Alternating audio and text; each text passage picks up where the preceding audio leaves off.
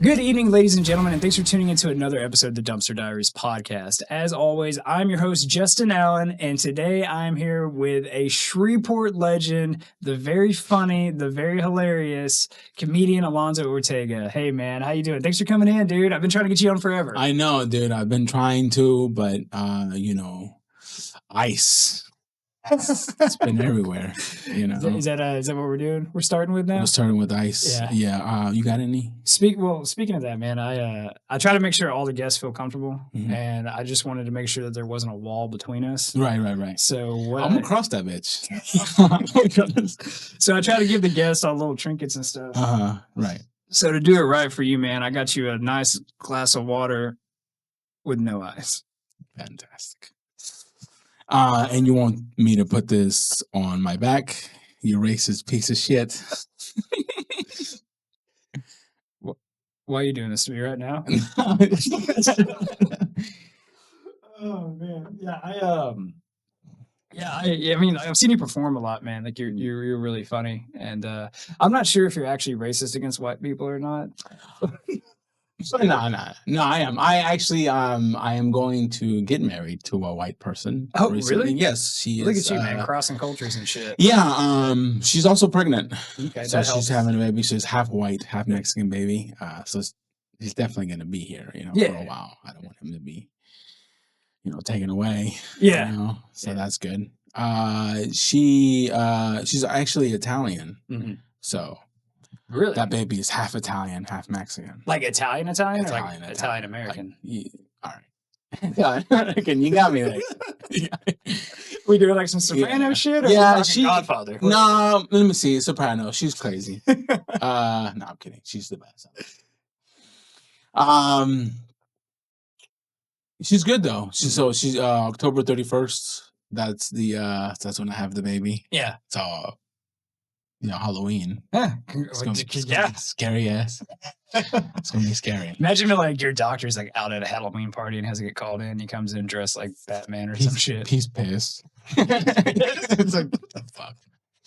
Yeah, man. That's your second kid? This is my second kid. I have one. She's 7. Yeah. Beautiful baby. She's a huge Michael Jackson fan. Oh, really? Yeah, I just we took her to see the Michael Jackson movie. How was it? She hated it. She was like, "That's not Michael." I'm like, all right. Fair. It's like his nephew or something. Yeah. I was like, "Baby, that's Michael. That's Michael." Yeah. But actually, we had to do a.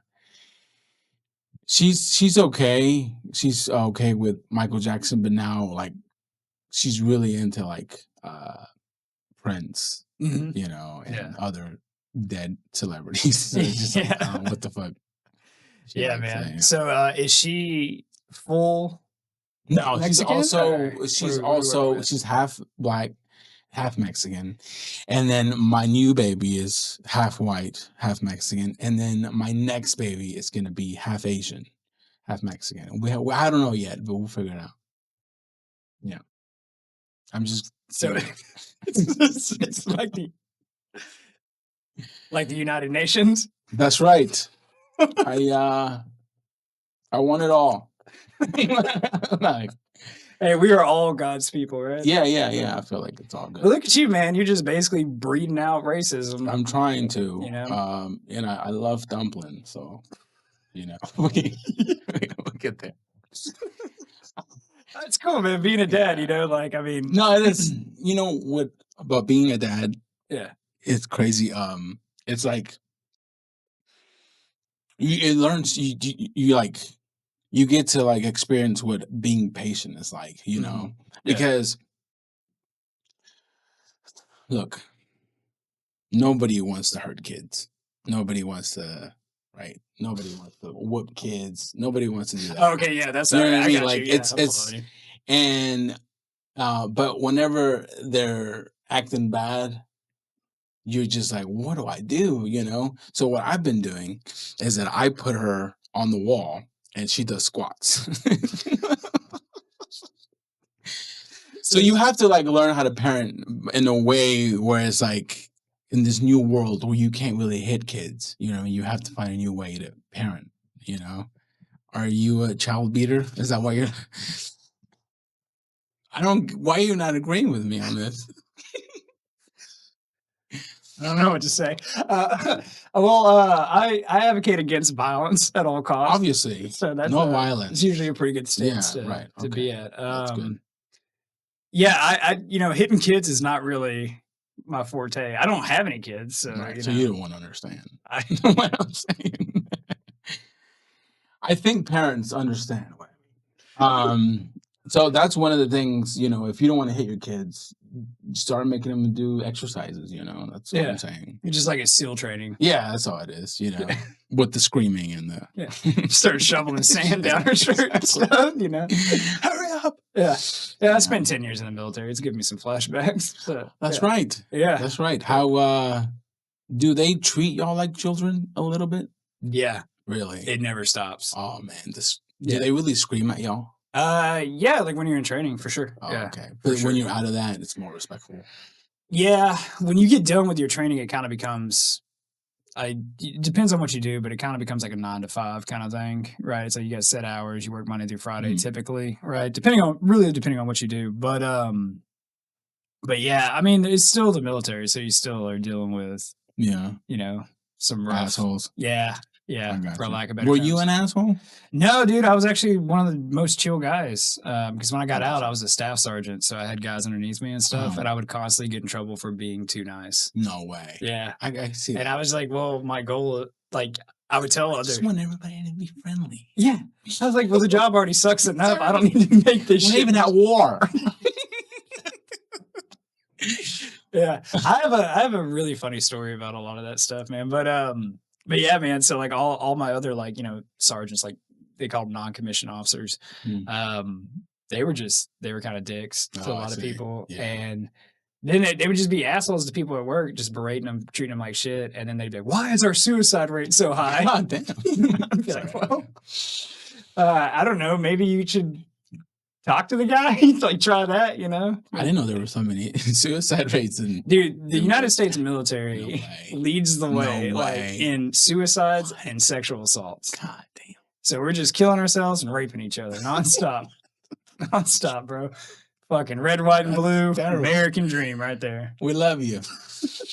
That's cool. Well, it's all right. Is it? No, not really, but Yeah. They're defending our country. I don't know what else to say. Just one sexual assault at a time, huh? Yeah. But it's like... It is. In realism, I mean, yeah, they do have, in all seriousness, they do have high numbers for suicide and sexual assault. But, and if you look at, population-wise, it's...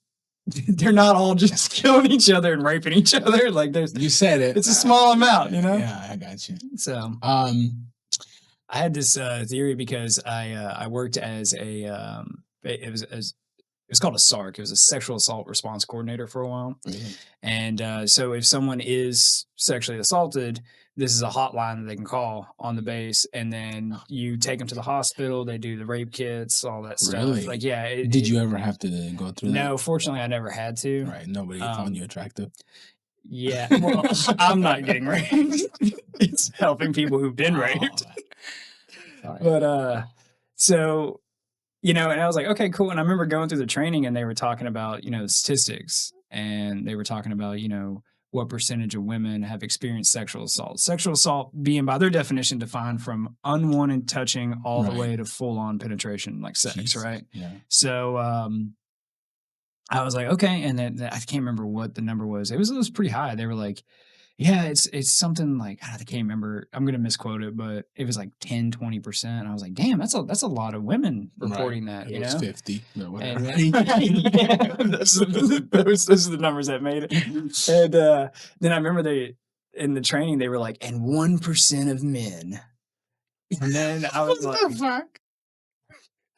I was like, and then they went through this whole thing. They didn't even have to say it. Where they were just explaining, they were like, men can be raped too. And I was like, yeah, I don't think anybody said they couldn't. Mm-hmm. But I fucked up and I made a joke in that training. Because, we're in training for it and stuff and try to keep it lighthearted. And, right, you're in training for it. You're not a master at this. Yeah, and then, dude, looking back, I said some pretty horrible shit. I thought it was funny at the time. But I told him, I was like, I found a way we can eliminate 99% of all sexual assaults in the entire Department of Defense. Don't say it.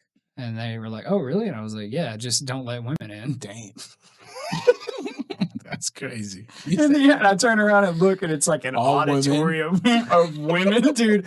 Bro, let's just say I wasn't getting invited to like lunch and shit, anymore after that. I was like, it's a joke. And then I did. Isn't it the worst when you make a joke and then you have to explain that was a joke? Yeah, and then it's not even funny. Yeah. At the end, like, you're like, all right, I shouldn't have said that. You just sound like an asshole at that point. Sound like an asshole. But yeah, man, it was an interesting time, man. I'm glad I did it. I wouldn't do it again. So. Oh, okay. Yeah. So this is actually an interesting subject to get into. Your opinions on Donald Trump and go. Donnie. That's what I call him. Man, look, it's really hard to hate him. You know what I mean? Like because it's like he says it, what he's gonna do. You know what I mean? So it's not like he's not like lying. Yeah. But kind of. But he's not like. Because I remember when I woke up and they said that they took over Venezuela, right? The day before, there was nothing. That it took them 24 hours to take a country. Yeah, that's pretty good. Like an American. It's like, hey, don't fuck around. Yeah. And then when he said, yeah, we're just gonna take the oil. Like, what? Sir, you just said that live? Just taking that bitch. Stole that shit, yeah. I wish he was more of it. Just so people understand, like, he's not joking. Like, you know what I mean? Like, I wish he was more. I think we get that point, Alonzo. All right. Maybe. I just want him to, like, start flicking off. Like, we're... Just really get into it. I mean, he's already started telling like people to go fuck themselves on what is that Truth Social shit? Yeah, that's right. When he was like calling like the Iranian government like you crazy fucking bastards, open the strait. And then he did like the biggest burn that I've ever seen. At the end, he goes, "Praise Allah." Right? What the fuck was that? I didn't know he was Muslim. I thought. So let me just go ahead. Let me go. It's Christian. I don't know. Let me go ahead and explain. Not cool. Yeah. But funny. Hilarious. Not cool. Not cool Yeah. So, yeah. And it was a tweet. Yeah. Jesus Christ. I know, dude. And then I'm like, Jesus Christ. And then what was interesting enough about him is it's like he's actually in charge of his social media, which I do like. Yeah. But some of the shit he posts. I wonder if there's somebody that's like, he's like, are you sure? Whoever that guy is. Do it. Like a hype man? Sure. Yeah. Put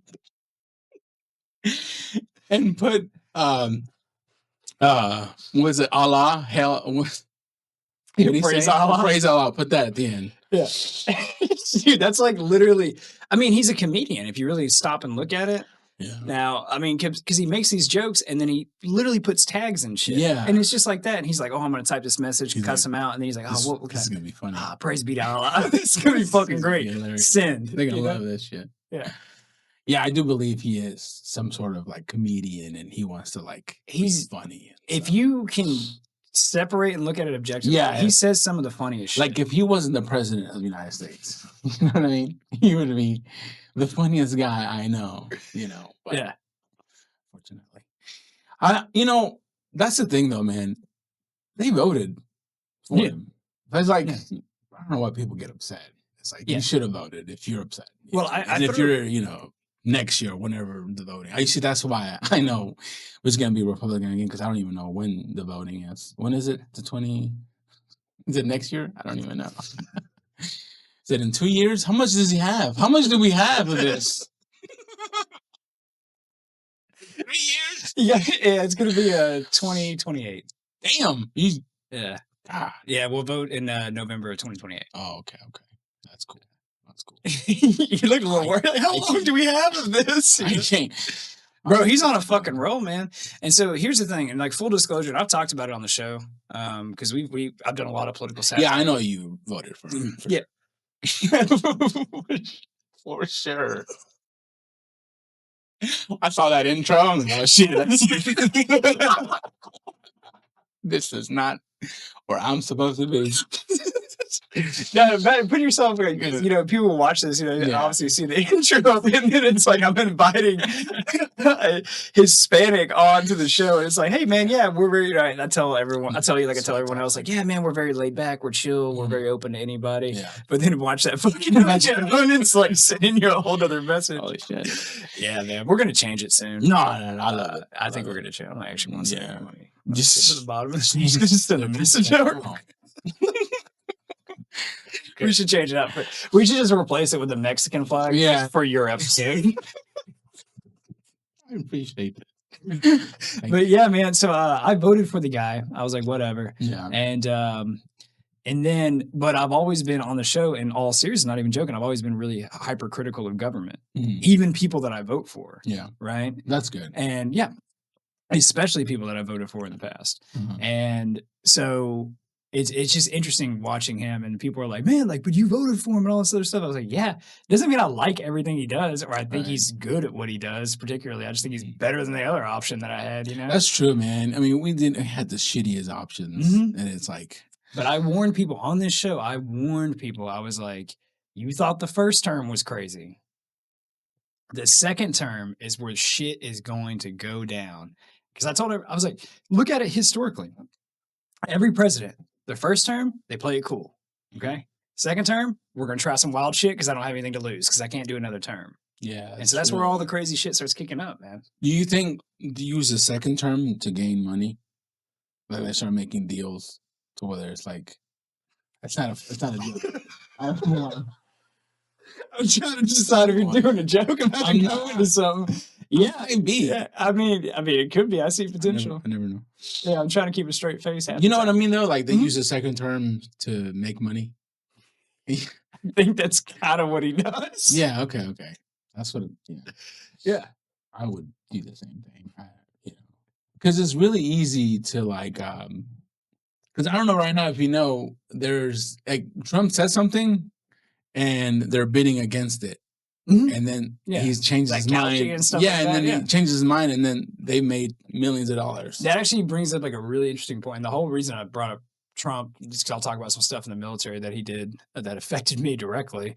But I just need to know who's making those calls because I'm trying to bid. You know what I mean? Like I'm trying to make $1 million. Who the fuck do I need to call? So they have like the prediction markets. You can bet on the weather. You can predict on the weather, right? And like, what's interesting is like one of the guys that was on the raids in Venezuela bet, like he took like basically all his savings. I think it was like 30 grand or some shit. And then he put it on that the president of Venezuela would be removed from office like one way or another. And he bet on that shit. Have you heard about this? No. Okay. So he bet on that. Okay. This dude was in the military, was on the team on one of the helicopters going to kidnap the president of Venezuela.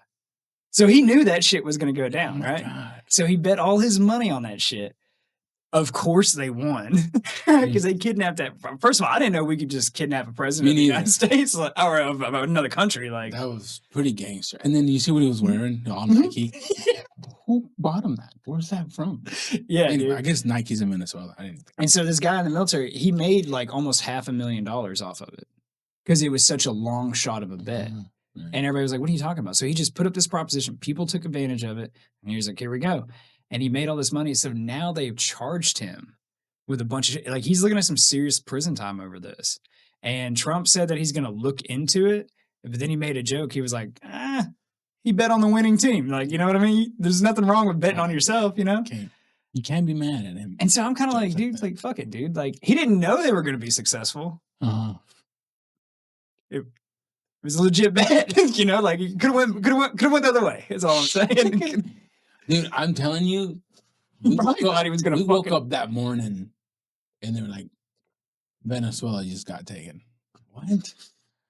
That's just crazy, man. That's just, I didn't know we were that, powerful and that crazy. Yeah, dude. It's the definition of fuck around and find out. But here's where it gets really interesting, man, is out of all of South America, essentially, Venezuela is the number one oil producer in all of South America. So we go and we kneecap their president, install basically a puppet government. You're like, okay, play by the rules by what we dictate. And then he rolls into Iran goes and fucks that shit up. And it's like he just secured oil just in case we actually need it. Yeah, I know. I mean, that pretty badass. Yeah. I'm like, yeah, dude, I don't know. It's a whole nother level of like, gangster. yeah. That's where it's like you can't be mad, and it's like, yeah, he hates Mexicans, but it's like,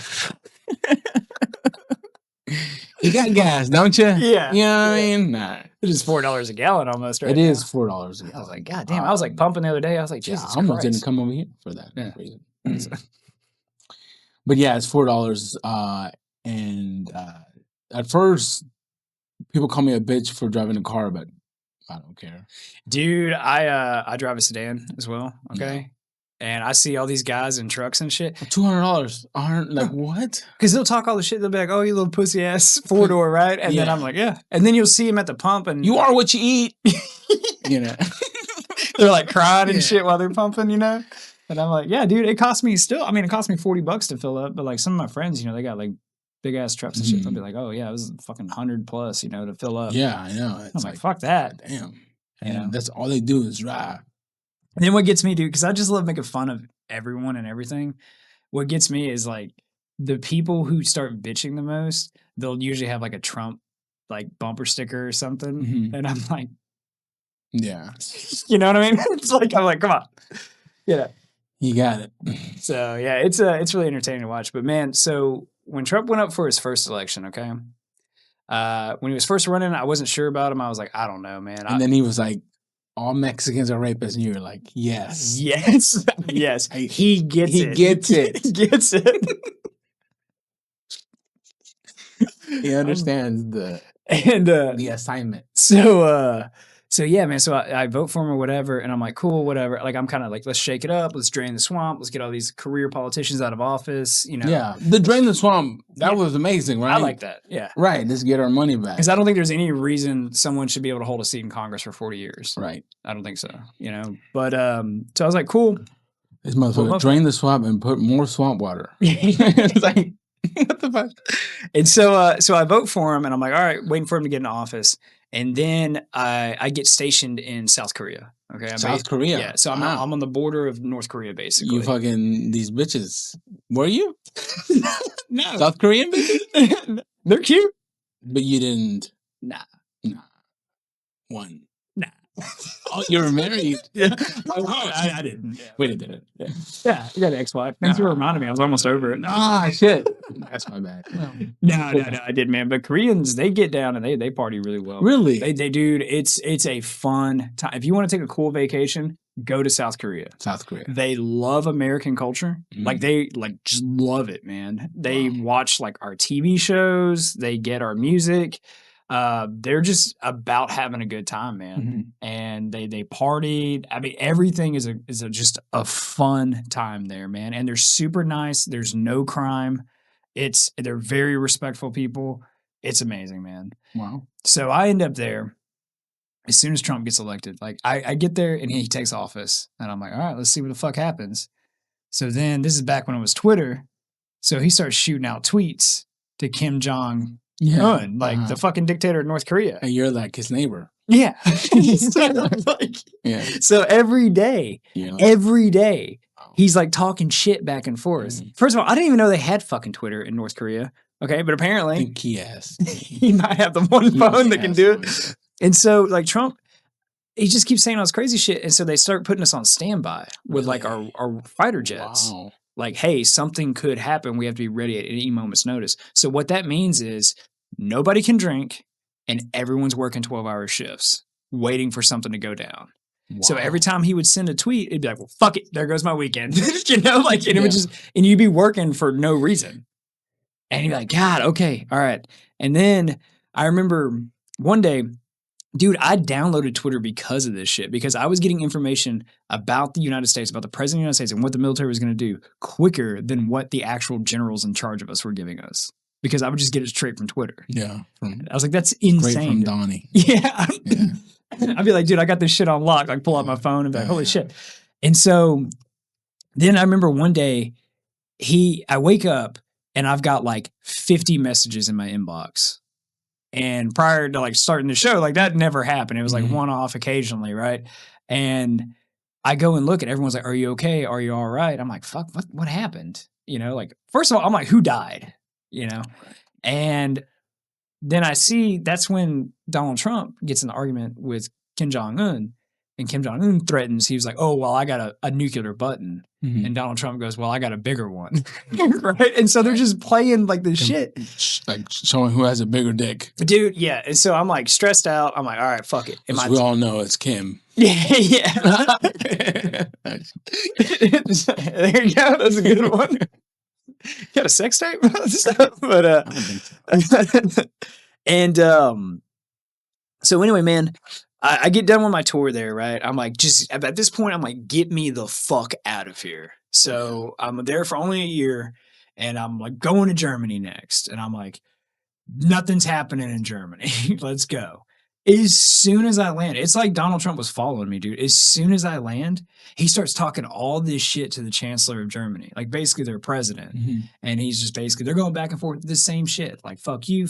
And he's like, pay to NATO. She's like, we're not paying shit. Like, eat it. Yeah, I remember that. And so then he starts threatening. He's like, we're going to shut down all the bases in Germany. Mm-hmm. And I will tell you right now, bro, the worst thing that could ever happen to you when you're in the military is shutting down a base and you having to be a part of the crew that packs that shit up. Oh my. Dude, you know, it's so much shit. It is a logistical nightmare. Okay. And then not only that, heads up, in case you didn't know this, the military is not very good at keeping track of their shit because we've never passed an audit ever.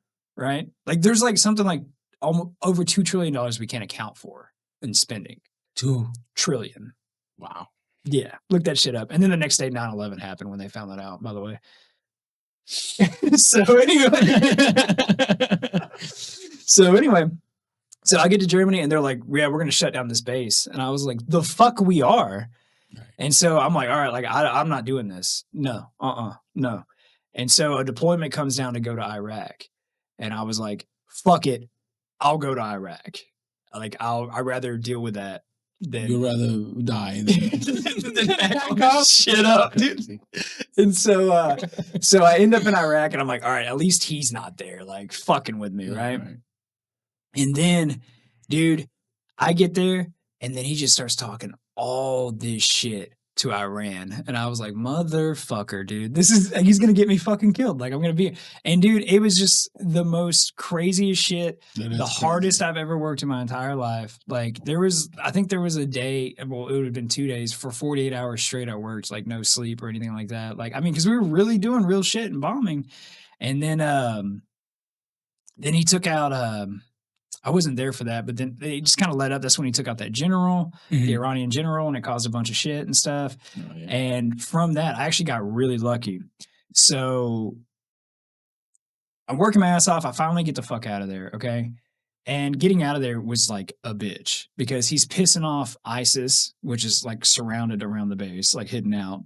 And he's pissed off like Iran, which is a neighbor to Iraq. Mm-hmm. Like that's like throwing a baseball in your neighbor's backyard. Right. Like that's how close they are. Mm-hmm. And so he's talking all this shit. I was like, yo, these guys are going to bomb us, dude. And so Iran starts flying drones over our base for reconnaissance, like taking pictures and shit. Yeah. And I mean, there's one of them, I'm sure somewhere in their government, they got a picture of me just going like, yeah, dude. Yeah, dude. And so it's like heating up or whatever. And at this point, man, dude, it gets so miserable. Okay. So ISIS sets up illegal roadblocks all around the base. Okay. So how we would get water to like shower and stuff is we would have it trucked in on trucks. So we would use like Kuwaiti nationals and their companies, and they get paid a lot of money, but they got to drive through war zones with trucks to get it to the base. Okay. No more water. So whatever water we got in the tanks, that's all you got. Wow. Not only that, ISIS, the airspace with ISIS was getting so hostile, they couldn't fly aircraft into the base. So the only ones taking off and landing were like they were going on specific missions for that. Mm. And so we weren't getting any cargo, any of this shit. So then they start talking about rationing showers. I was like, oh, fuck. And it's like 120 degrees, bro. And the sand there isn't like regular sand. It's like talcum powder, like baby powder. And so it's like in it's miserable as fuck, dude. And so eventually every day, so these water tanks are massive and they're above ground and you can kind of see through them a little bit. and you would just see the water line lowering and lowering every day. Yeah. And you'd be like, oh shit. And eventually we run out. And so all we got is bottled water. Like we got a bunch of pallets of it, but they're very strict. They're like, this is only for drinking and brushing your teeth. Like this is not for showering. And I can't remember, dude. It was like 3 or 4 days we had to go without a shower.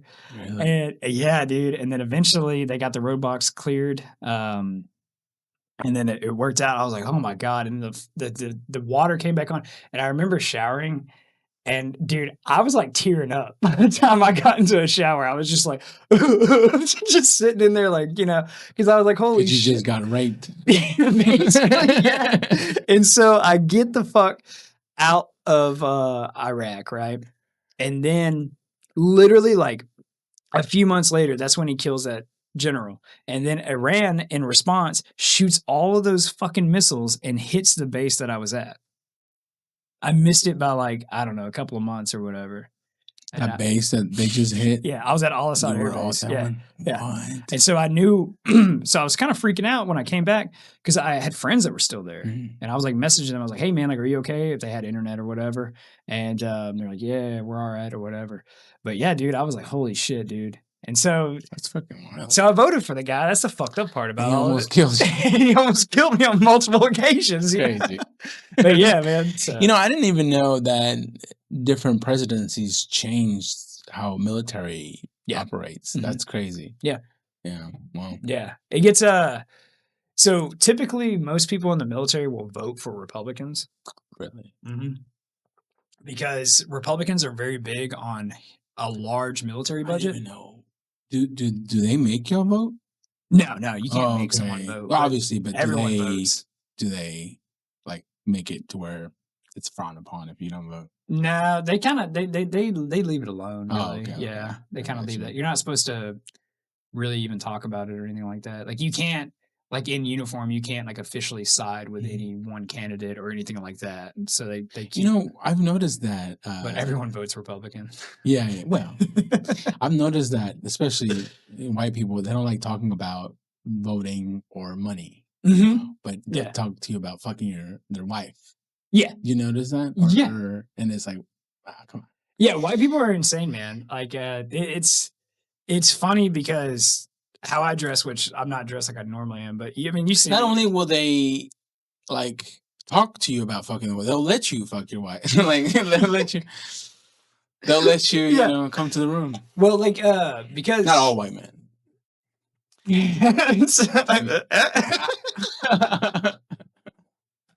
No, man, because I mean, you know me, like normally I'm like button down, comb over, clean cut and stuff. So I get in the weeds and the seeds, man, with the middle class whites, So I see a lot of crazy shit, and dude, sometimes it just blows my mind because a lot of them won't even know that I do stand up comedy with you guys, or I won't even tell them about the podcast or anything, and so they'll be kind of talking to me like this, and I'm like, I'm not a part of this. I'm not a part of this conversation at all, man. This is not working on you. That's funny. So, you have to be like, yeah.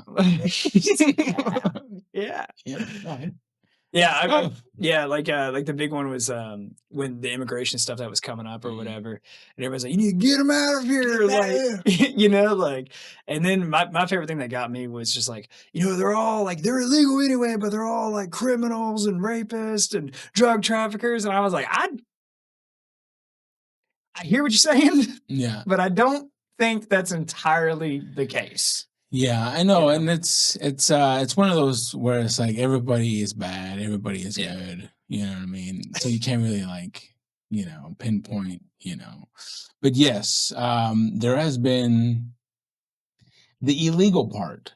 I get that. Sure. Yeah. You know what I mean? Because it's like it's really hard to cross the country the illegal way. There's so many. Yeah, it's not easy at all. Yeah, it's so many like. Steps to even get an application or even get an interview, you know what I mean? So I get why people are upset that it's illegal, I get that. And there's no screening process. You don't know who's coming in, the country. For sure. But I think if there was like an easier way, like if you speak English immediately, You know, Immediately. if you can speak English, go ahead. But if you can't, that's gonna be a no from me, dog.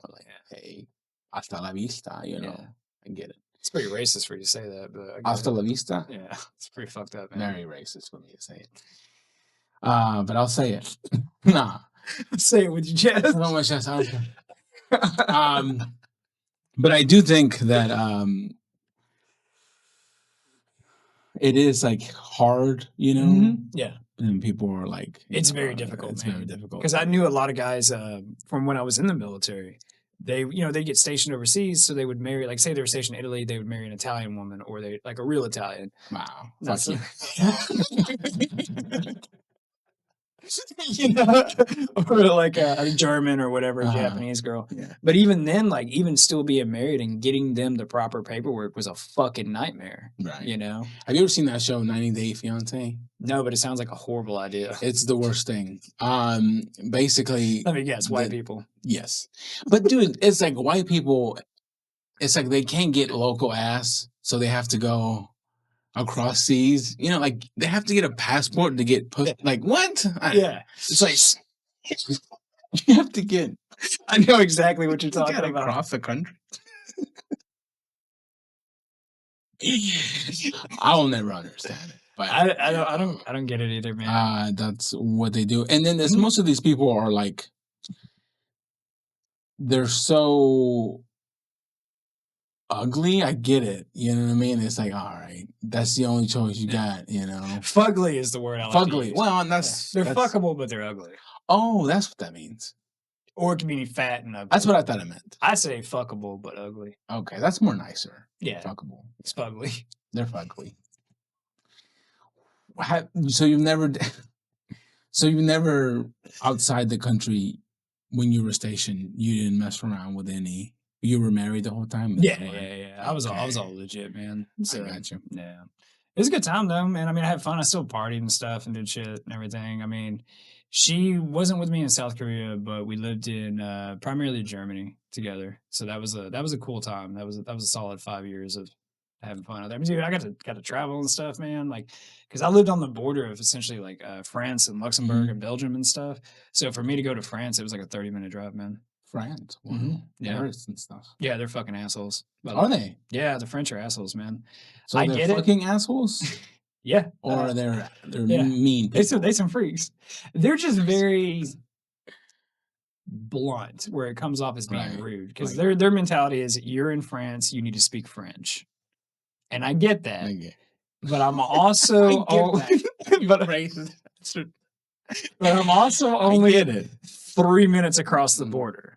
Yeah, and you have open borders. There's no checkpoints. You can just drive. Really? It's like driving from state to state. Oh wow! Yeah, and all of Western Europe is like that. So they have open borders, but they're mad when somebody comes visit. What the fuck?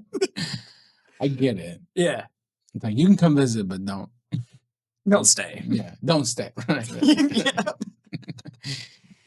You can use the outside bathroom. Well, they so what they did is they actually had tried to a lot of those Western European countries. They tried to do, like, typically, don't crucify me in the comments or anything, but they tried the more they tried the more liberal approach with immigration. Like, hey, let's let people in, right. And because there was a lot of stuff that was happening coming from the Middle East and parts of Africa as well that were causing a lot of. Well, why is that funny? I mean, you know why. No, I don't, Alonzo. Why don't you tell us? Well, you said Africa in a weird way. It's not. Why are you doing this to me right now? Nah, go ahead. So, we all know why, but it's why are you doing this? Why are you doing this to me right now? People are going to see this shit, right? No, I'm not racist, perfect bro. People. You guys are fantastic. I'm not racist, bro. No, I know. You don't have to laugh at it. It's because you emphasize the I. You're like, I know, but I'm not sure everyone else knows, We know. Yeah. No. But they... Africa. Go ahead. Tell me why it's bad. Tell me why it's bad.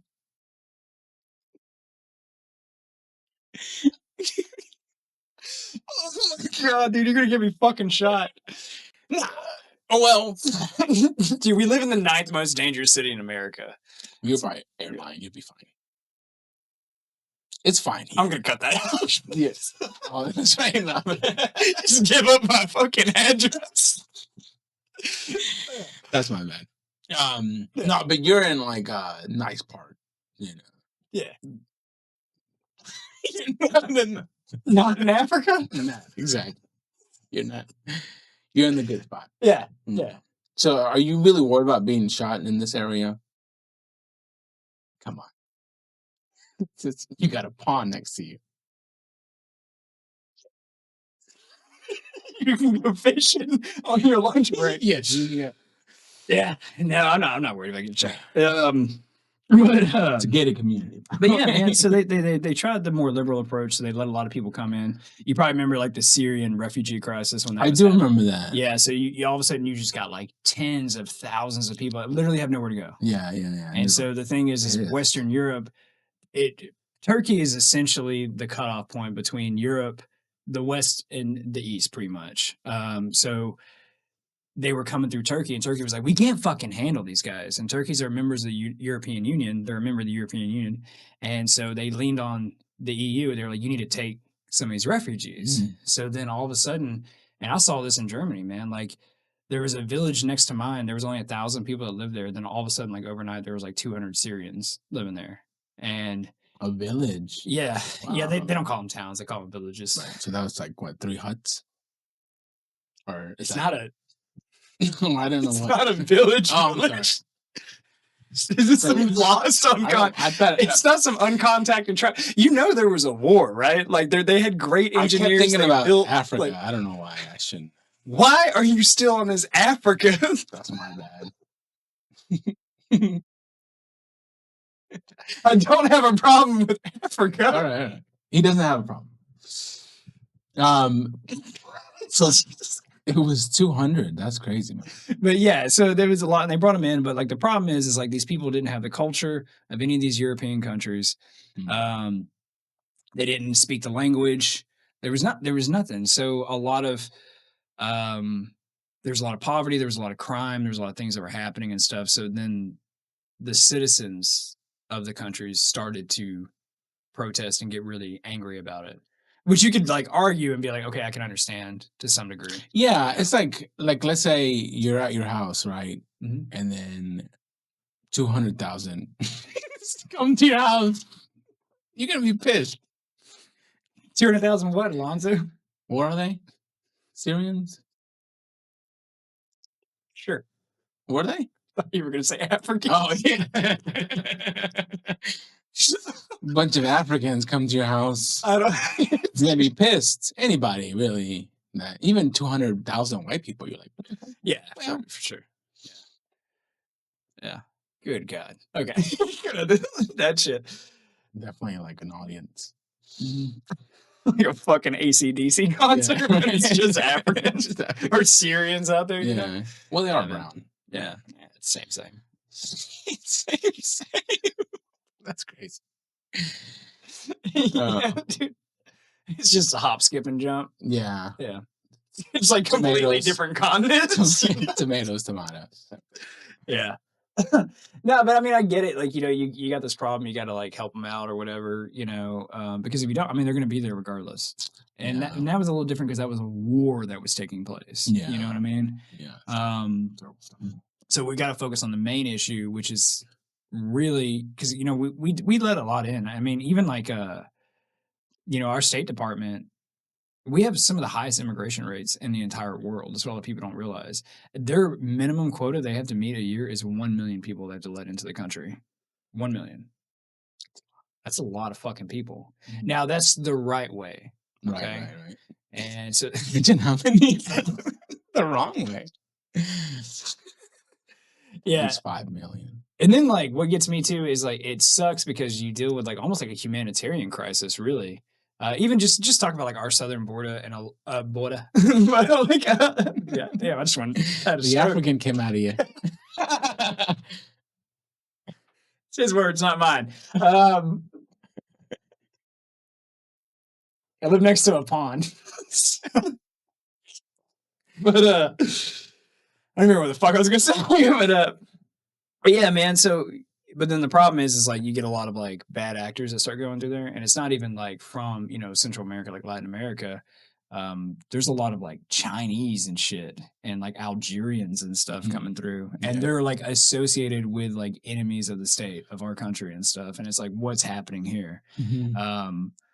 Like Elon Musk did a little documentary thing where he went down to Eagle Pass, Texas, and there was like basically a gap in the wall that's never going to be finished because it's like impossible basically to finish. Like that's 3,000 miles, 2,000 miles worth of shit. Anyway, it's not gonna be finished anytime soon. Let's put it that way. But there was a spot where a lot of people were coming through, and they went down there. They were interviewing like the border patrol, and they were like, "Oh no, it's not like Mexican, Honduras, Nicaraguan. It's not. No, they were like, it's mostly Chinese." And I was like, Chinese? And then they went and they filmed, and as soon as they make it over the border, they just ditch their passports. There's just a pile of them there. Wow. And Chinese passports? Yeah. Yeah. Look it up, man. It's a real thing. And then they said the thing is that they were all single men who were like in their 20s and 30s. And so there's speculation like, what are all these guys coming over here for? Like, it's not families, it's not women, it's not children, it's not husbands, wives, all that stuff. And it's like, what are they doing? That's interesting. I don't know.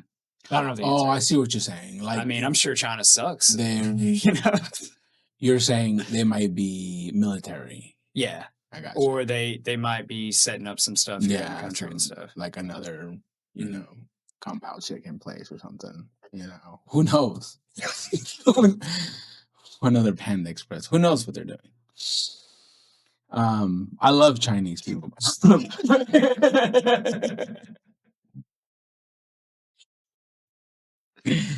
I love them so much. Sounds like you love fucking Kung Pao Express or whatever the hell he said. I do like that. It is good. I haven't tried it. What did you try in the military that you're like? It was good or bad? Yeah, good. Good? Shit, man. So I found that Japanese curry is really good. Japanese curry? Yeah, specifically Japanese curry is really good. All right. So Indian curry, it's spicy. It's dog shit. Anyway. All right. I didn't know. Next. You want me to go? You hate Indian food, I say.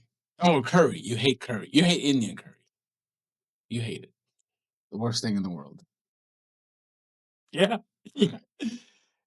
Why? I've never had it, so I couldn't even understand. Like, is it spicy? You're about to tap into some hate in my heart. You really hate it that much, huh? Yeah. Did your ex-wife like it? She watches the show. Oh. I don't have a problem with Indian people. I don't hate them. I just hate everything they represent. Okay. Yeah. So, all right, let me back up. Hold on. Right. The food is horrible. Okay. Yeah. I'm about to go. I've never explained it. Okay. So, I've never explained this to you, but like, I like fucking not cool with India. Like everyone else, everything else in the world, totally fine. India, can't deal with it. And it's not the people. It's just everything people make and produce. Like, I can't fucking stand, dude. That's so funny. Yeah, it's because, like, okay, so first of all, Indian curry is disgusting. Okay? It's just basically just slop. Just okay? So we'll just start with the curry and then we'll work on the culture. Okay. So I love this, by the way. You'll learn some shit. And so the curry is dog shit, okay? And I tried it multiple times in different countries and all this other stuff, but it's just slop in a bowl. You can get it various levels of spicy. They don't fucking care. They just dump whatever they want in there. They don't give a shit. And it just literally will blow your asshole out. You'll be shitting lava. Yeah. Now, the last fucking Indian restaurant. Taco Bell curry. Which one's worse than shitting? Oh, the curry by far. Okay. Yeah, the curry is like radioactive. Oof. Yeah. Sounds like a good time. And so, it's like it literally is just made of like whatever shit they have in the kitchen, and they just throw it in there, right? Yeah. And you don't know what mystery meat Monday you're eating, but like it's something. And I remember Hot beef. and all the Indian restaurants I've ever been to, they're dirty as fuck. They smell like shit. Like, Really? oh yeah, dude. The last restaurant I went to was in Portland, Maine. Okay, I was like, I'm gonna give it one You were more. in the United States? Yeah, yeah. You know, we got great. You know, we get the most diverse culture in the world, man. I guess I never had it. I need to try. Bro, you just talked about eating on Kung Pao Express or whatever. I The fuck love Chinese people. Where do you think? Where do you think that shit comes from? So I go to this Indian restaurant, and I'm like, I'm gonna give it one solid good try, and then I open the menu, and swear to just my actual dog shit. Was it? A fucking roach. Oh my god! Like, dude, like the size of like my fingernail, man. Just literally just crawls from the other side of the menu around and crawls across. And I just slam it shut, squish the roach, and then fucking be like, we're done. The roach was like, "Can I take your order?" You get the fuck out of Fuck here. out. So no, man. I when it comes to India, like I said, I cannot You hate enunciate it. I hate it. I hate it. It's not the people though. not the people. You love the people. You wish you could be an Indian, but you fucking hate India. I got you. I get it, man. You're about to get it. Yeah. So, I'm the same way with white people. is that how you feel?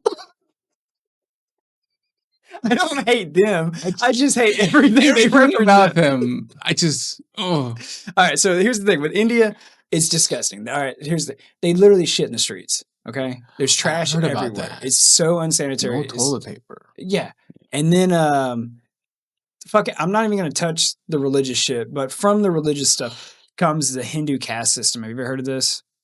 No, but I heard they like underage girls. Yes. Yeah, exactly. It's a horrible fucking place, dude. Yeah. And so I just sound like a racist dick where I'm like, Mhm. fuck India. I don't give a Yeah. shit. And anyway, Well, no, okay. sure he's out on that one. But they have the Hindu caste system, right? If I remember right, there's 5 castes. So basically what it is in society, everyone fits into 1 or 5 groups. Mhm. This is determined by their government. Yeah. Okay.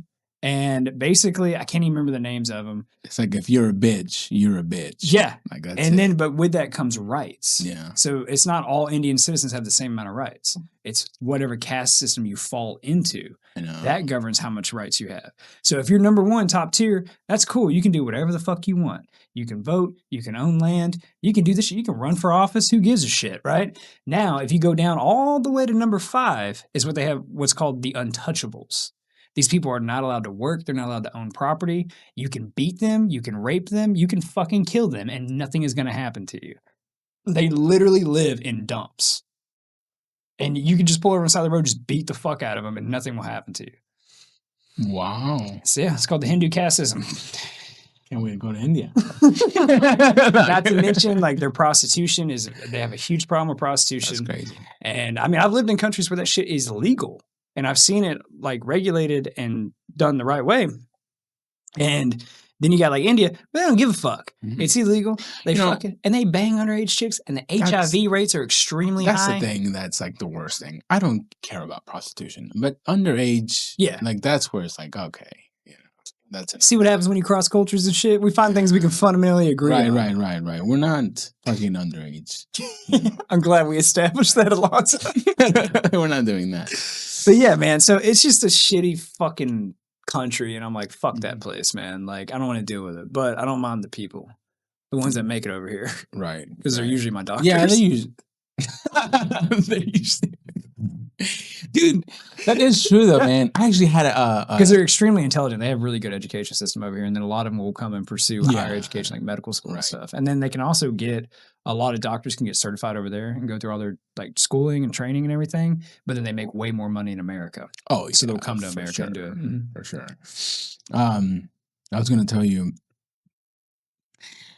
the way that you know, everything's like set up Mhm. and everything. I don't understand how like the doctors over there, like how much they make. You know what I mean? how much do you think they make? Like 2 cows or something? Just measured in cows. I don't know how much. Are doctors on like the top level? You know what I mean? No, not like it is over here. Oh, okay. Because I can really, for the most part, I can only speak from my experience in Western Europe. Mm-hmm. So over there, they have like social education, right? So everyone pays high taxes, but because of that, college is really, really, really cheap. And in most cases, it's just completely free, right? So you have a lot of people that are very educated. So the barrier to entry to higher education and professional degrees is a lot lower on the financial side. So there's not enough of like emphasis on the back end to get paid more. But also, with that being said, they typically have socialized healthcare that employs these doctors, and they are really good at putting caps on shit. Like, you can't go, like, for example, I had to go to the emergency room one time in Germany, like, not on the base, like, I was out in Germany, so I had to go to a German emergency room, okay? And I had to they did blood work, x rays, whole 9 yards. And I was in there for a while. And then I get my bill. They're like, okay, we'll mail you your bill. And I'm like, fuck, I'm gonna have a huge ass bill. Like, did I get my bill? $200. That's not bad. I didn't even give it to the military because it was just easier for me to pay that shit and be done with it. I would have given it to the military. I don't think the mic picked that up. I would have given it to the military. Yeah. Because that's $200. I was making a lot of money back then. Really? Yeah. How much do they make? How much does the military make? When you start out, it's bad. It's like 18 grand a year. Like, it's horrible. Yeah. But if you stay in long enough and then you gain some rank and stuff, I want to say, dude, I have to ballpark it.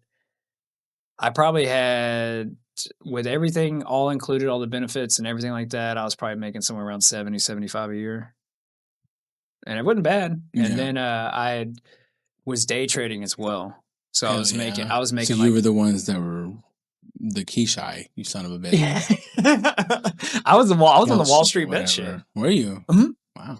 Dude, I made almost $100,000. The IRS probably watches this. I paid taxes on that shit. We pay taxes on that. Yeah. I don't. No, yeah. So I was day trading. So I was making over 6 figures a year while I was there, living in a pretty cool place, man. I lived in like a 3-story house while I was there. Wow. It was pretty baller, man. That's awesome. But yeah, you want me to tell you the GameStop story? Yeah. So I didn't actually really get into GameStop, but I got into AMC, the movie theater, and because they kind of went together doing all that shit. So when COVID hits, AMC stock, they're almost bankrupt, right? And I'm like sitting here, and I'd watched enough news, read shit, been through enough financial crises in my life. I was like, there's no way the government's going to let an entire industry fail. They're going to bail them out, just like they did the automotive industry in 2008, and just like they did the housing industry that followed. I was like, okay, they're going to bail out all these banks, but they'll bail out a major, literally a Fortune 500 company. They're not going to let that entire industry go down. And so I bought up a bunch of their stock because it was worthless. It was worth like pennies, dude. And so I just bought a bunch, and then I just kept buying some, and then I forgot about it. And one day I'm like walking through my living room. This is during like the pandemic and shit. And I think I'm like eating some cereal and the news is playing. And then they start talking about AMC stock. I'm like, what the fuck? And then it's like, it's done moved some decimal places. Wow. And I was like, fuck. So like I run to my computer, I start dumping shit and everything. When it was all said and done, man, I profited $100,000 off that. That's fantastic. Yeah. But I let it ride for a little bit too. I still had stuff in there, and it was stressful, man. Because like one day I'd be up like $15,000, and then the next day I'd be down $20,000, and it was stressful. Just, dude, it was a fucking roller coaster from hell. Yeah, you know that's crazy how like I can never bet. I hate betting because like I know I'm gonna lose. Every time I bet, I win $5, and I'm ready to get out of there. You know, it's like this is $5. Yeah, I made. You know, like I'm excited. So yeah, one time I betted, I think it was, you know, those the $25 hands at the it's like blackjack. Yeah, it's casino, like $25. Yeah, out of the million casinos that we have here, one hand, I lost it, and I was like, I just lost $25 in like was it 2 minutes? Not even a minute. Like it was like, and it was just like I only brought 50. You know, that equates to about an hour and a half of door dashing. Right. And then they didn't even bring me no drinks. I was so pissed. Yeah. I don't go to the casinos here, man. I went one time and then that's it. When I was young, like in my early 20s, like I thought it was fun and cool and like I had fun with it. But like now, like I stopped. I've been one time since I've been here, and it was to go to check out one of the comedy shows at the Live Casino. Yes. And I was like, maybe I'll play some blackjack, like $100 or whatever. And I was like, this fucking sucks. I don't want to do this. Like, I just didn't enjoy it, man. Yeah. And then I don't like drunk people all that much. Yeah, drunk people are the worst. Like, I don't mind if people drink around me, but I don't want to deal with someone who's like belligerently drunk. Those guys. Yeah. And I'm like sober now. Mm-hmm. Like, I don't even like smoke weed, man. And so we're done with this interview. No, okay. So I'm sitting here dealing with there's a lot of tourists, like out of town visitors that just want to turn it up, while they're here. And I'm like, Jesus Christ. And then another thing about me, and this is one thing that I will actually admit that I am racist as fuck on, is I hate rednecks with a passion. That's most of your viewers. I know. Yeah, that's all right. That's okay. I can't stand rednecks, man. I grew up. I mean, you've been to where I grew up, like what's up. Yeah. So it's a bunch of hicks, backwoods shit. Here's the thing, though, man. I've never been in a place where I felt like they were being racist of me. Or maybe they were doing it in a way where I didn't understand it, because they do talk like Yes, I know what you're talking about, because I had a whole joke thing that I used to do where I talked about racism was a myth. Yeah. It didn't go over very well. Because it's not. Nah. No, I'm kidding. No, but I've never, there's never been anything like that to where, I'll tell you this. So it was my first time hanging out with a bunch of rednecks. First time. And I'm like, how come I'm only doing the work? How come nobody else is doing it? Yeah. Anyways, so after we were done, they were like, do you want to try tobacco? So this is my first time trying tobacco. Right? Uh-huh. So I put the dip in, right? And this was chewing tobacco, by the way. So this was not just dip in, this was chewing tobacco. So I'm chewing it. And I'm thinking it's like gum, Yeah. So I'm swallowing everything. No, dog. No. And by the time that I was done, I had my green card. You know what I mean? Like that was it. Is that the card they give you? Got it, baby. They did after. That's what it is, by the way. You got to chew tobacco and you got to swallow and you get your green card. Yeah. Well, the thing is, get on with rednecks, is I don't mind country people. Mm-hmm. I'm talking like rednecks. You talking about the KKK? Yeah. Okay. You don't like typically just say that. Yeah. Yeah. I think it's fair. I think I'm gonna take a gamble and go out on a stretch here and say I'm not cool with the KKK. I'm not down with the Klan, dog. I think that's fair. Thank you. I think that's a fair thing to say. Because... And I want to go ahead and apologize for my people's actions. For your people's actions? Yes. Oh, yeah. I thank you. I think we needed that. Yeah. Appreciate that. But yeah, I don't mind country people, okay? My thing is, if you're dressed like a cowboy, you better own some fucking cows. That's all I'm saying. You know what I mean? Yeah. You better have... So I'm talking about the crystal meth tweakers, get her done, all that shit. I'm like, dude, I can't. I grew up with those people. I did not like those fucking people. I've dealt with them. I'm like, just get the fuck away from me. I don't want to deal with your stupid ass redneck shit. They're typically, I'm going to go on a fucking tangent. You want to hear this shit? Go ahead. This is some fucking, I got hate in my heart, bro. All right. Yeah, I heard about the Indian.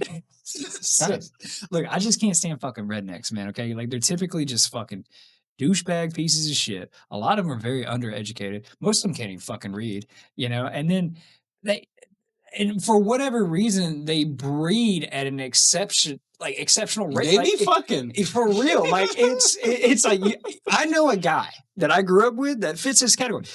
9 children, 9 biological children, no child support. So I mean, he's got it, but he ain't paying it. You know what I mean? So, but yeah, man, and it's just like they're typically like fucking raging alcoholics, drug addicts. It's just nothing good comes out of it, dude. I can't stand the fucking trucks. They're all rapists. They're all rapists, and they're dumb as fuck. I don't mind someone who has a different opposing view of me, like that I have or whatever, right? Like if you say you were a Democrat and I was a Republican or vice versa, we respect each other enough. We can have an intelligent conversation about it if we need to. Yeah, right? without having to like shoot each other. Yes, rednecks are that part of the brain doesn't fucking exist, dude. I want a redneck and a real like a hood person to like have a conversation. I think that would be good for the world. Do it on this podcast. Yes, we'll bring them out and be like, hey. All the guns. You can bring all the guns. Just see what happens. Just have me sitting in the middle. Yeah, dude. So racism. Yeah. Is it real?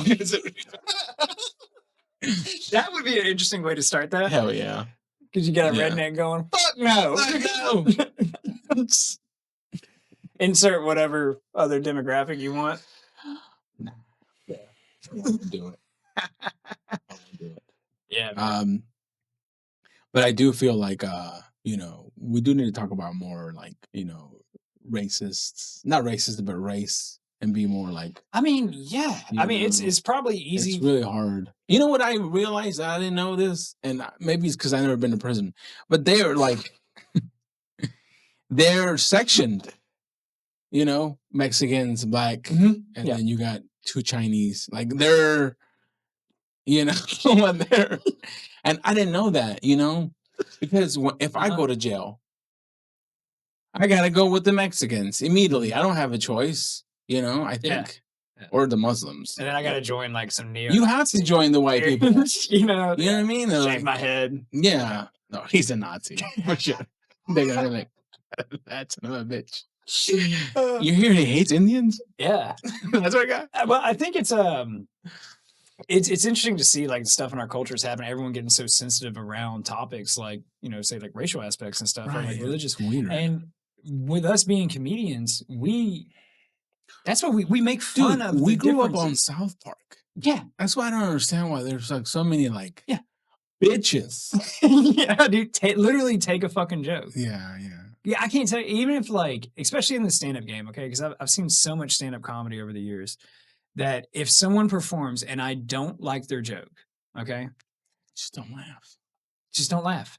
And but I can appreciate they took the time to write it. Right. Other people maybe or the courage to get up on stage. That's a big one, right? Because that's really hard. How will you deal with that?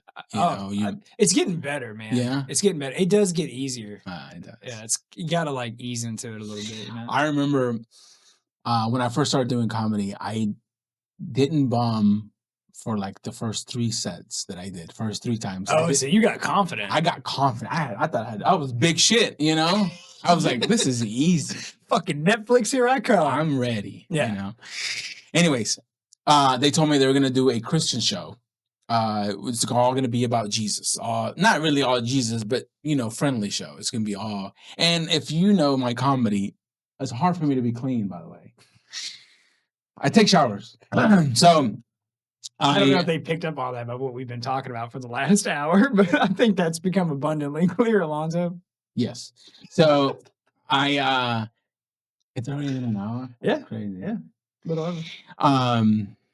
So when I first started doing comedy, I didn't anyways. So they were like, we're gonna do a Christian show and it's gonna be all like, no bad words or nothing like that. No, this is real. You're not. This is real. You're not fucking around. Like, no, this happened. This actually happened to you. Yes. And you signed up for that? Yes. So, because I thought that I was big shit, and I was like, "There's no way anything that I write is gold." That's what I was like, my mentality. Yeah. So I wrote all Bible jokes talking about Noah, talking about Jesus, baby Jesus, grown up Jesus. But you were keeping it clean. I was keeping it clean, but I was doing my own perspective of the Bible. And of, Moses and stuff. For 10 minutes straight, nothing.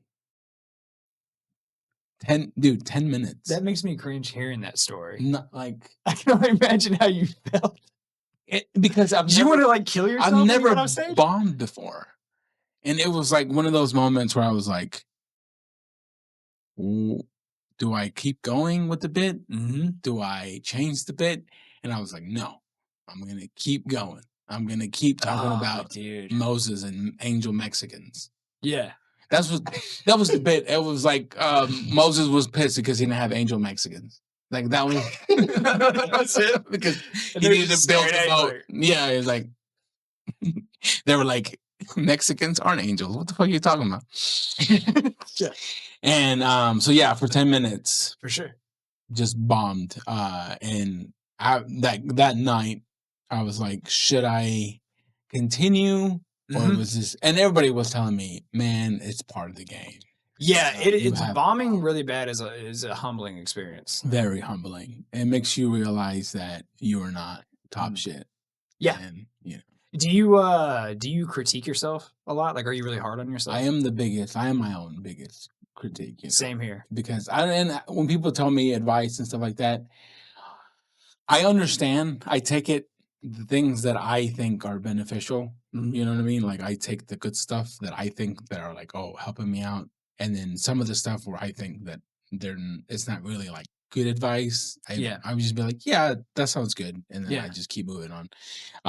One of I think the best advice that I've ever got for a comedian, anybody that wants to come. Write. Yeah. Right. Just keep writing. Kind of like a part of it. You have to keep writing. I don't understand how you keep doing the same fucking set every goddamn week. I'm sorry. I don't mean to do that to you. You know, same fucking set every week. I know. Got anything new? I don't mean it to be a you, but I'm just saying, like, you have to keep writing. Fuck you, dude. I'm shit on the same 5 minutes every week. Like, I'm just saying, like, because comedy perspective changes. Sure. Yeah. So you can't have the same jokes because it's either that changed or the audience is different. Yeah. You know what I mean? Well, because like I've had so I mean, you know me, like I do a lot of like one-liners right now, and those are going to be punchlines for like actual sets, right? Like as far as like a narrative storytelling kind of thing. Right. And so I think I have like 200 one-liners. So I'll have, say, like I'll take 50 of them and I'll have like 30 that are like repeating, and then there'll be like roughly 10 to 20 that are new, where it's like, okay, let me dib and dabble and see what the hell this does. Let me give you one piece of advice. Sure. And this is just because I've seen you perform. Okay. Many times. When you ask a question at the end, it's not. Yeah. It's not working. Nobody is laughing. Because now we're trying to figure out the answer. You know, we're like, where is the Epstein files? We don't know. Yeah. I think that you have with this thing where it's like you do have confidence on stage, and it doesn't show that you're not having confidence, which is fantastic. Because it feels like I'm having a panic attack. It doesn't look like it. Oh, okay. You know what I mean? Which is good. You know? Good, yeah. But it's like, just keep writing, man. You know, and I want to give it a way where you want to give it in a way where it's like, just. It's funny to you, right? Yeah. So just keep it that way, because people are gonna come see you. Yeah. Like, don't try to like make something funny that's not funny. Yeah. Because then you're doing a persona that's like not even. Yeah, it's not you who you're not gonna enjoy it. Exactly. And this is another good comedy piece of advice. If you're writing materials, write it with your own experience and your own flow, because if you try to like do somebody else's, people will notice it in your act because you're not as passionate about it because it didn't happen to you. Yeah, for sure. So that's another thing, like when you want to write comedy, try to do it in your own like experience, in your own. Like, almost like your own voice kind of thing. Yeah, because people want to see you, who you are, not who you're trying to be or who you think you want to be. You know what I mean? Yeah. That's one thing that because I observe a lot of comedy or whatever. And, I just, you try to mimic sometimes some things? No, okay. I stay away from that, man. But I see other people doing it sometimes. It's not as crazy common as you might, at least as far as I can tell, as you would think. But I have seen some people where I'm like, oh, you're literally acting like Kevin Hart right now. Right. They're trying to do like a persona or something like that. And it's just, or if like you're not an impersonator, don't do it. Yeah, for sure. Right. But how long have you been doing comedy, man? I've been doing comedy now. You've been doing it a minute. 2 years and a half. It's going to be 3 years. One of the things that I've learned about those 3 years is that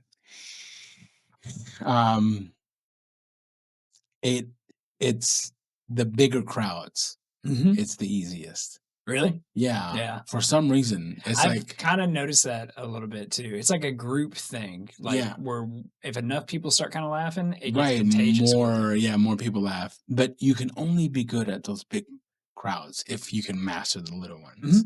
Because it's like, I remember I've done shows. There's our paid shows, so you're mentally prepared to do jokes that work because you're getting paid for this. I go up there.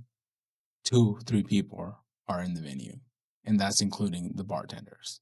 You know what I mean? Yeah. There's nobody in the show, or maybe one person on the show, and you still have to perform your 10, 15, 20 minutes because you're paid to do that. I've seen this happen to people before. Yeah, and where it's like, and you're just like, and if they don't get the laughs, if they don't laugh, your confidence every minute is just dropping and dropping.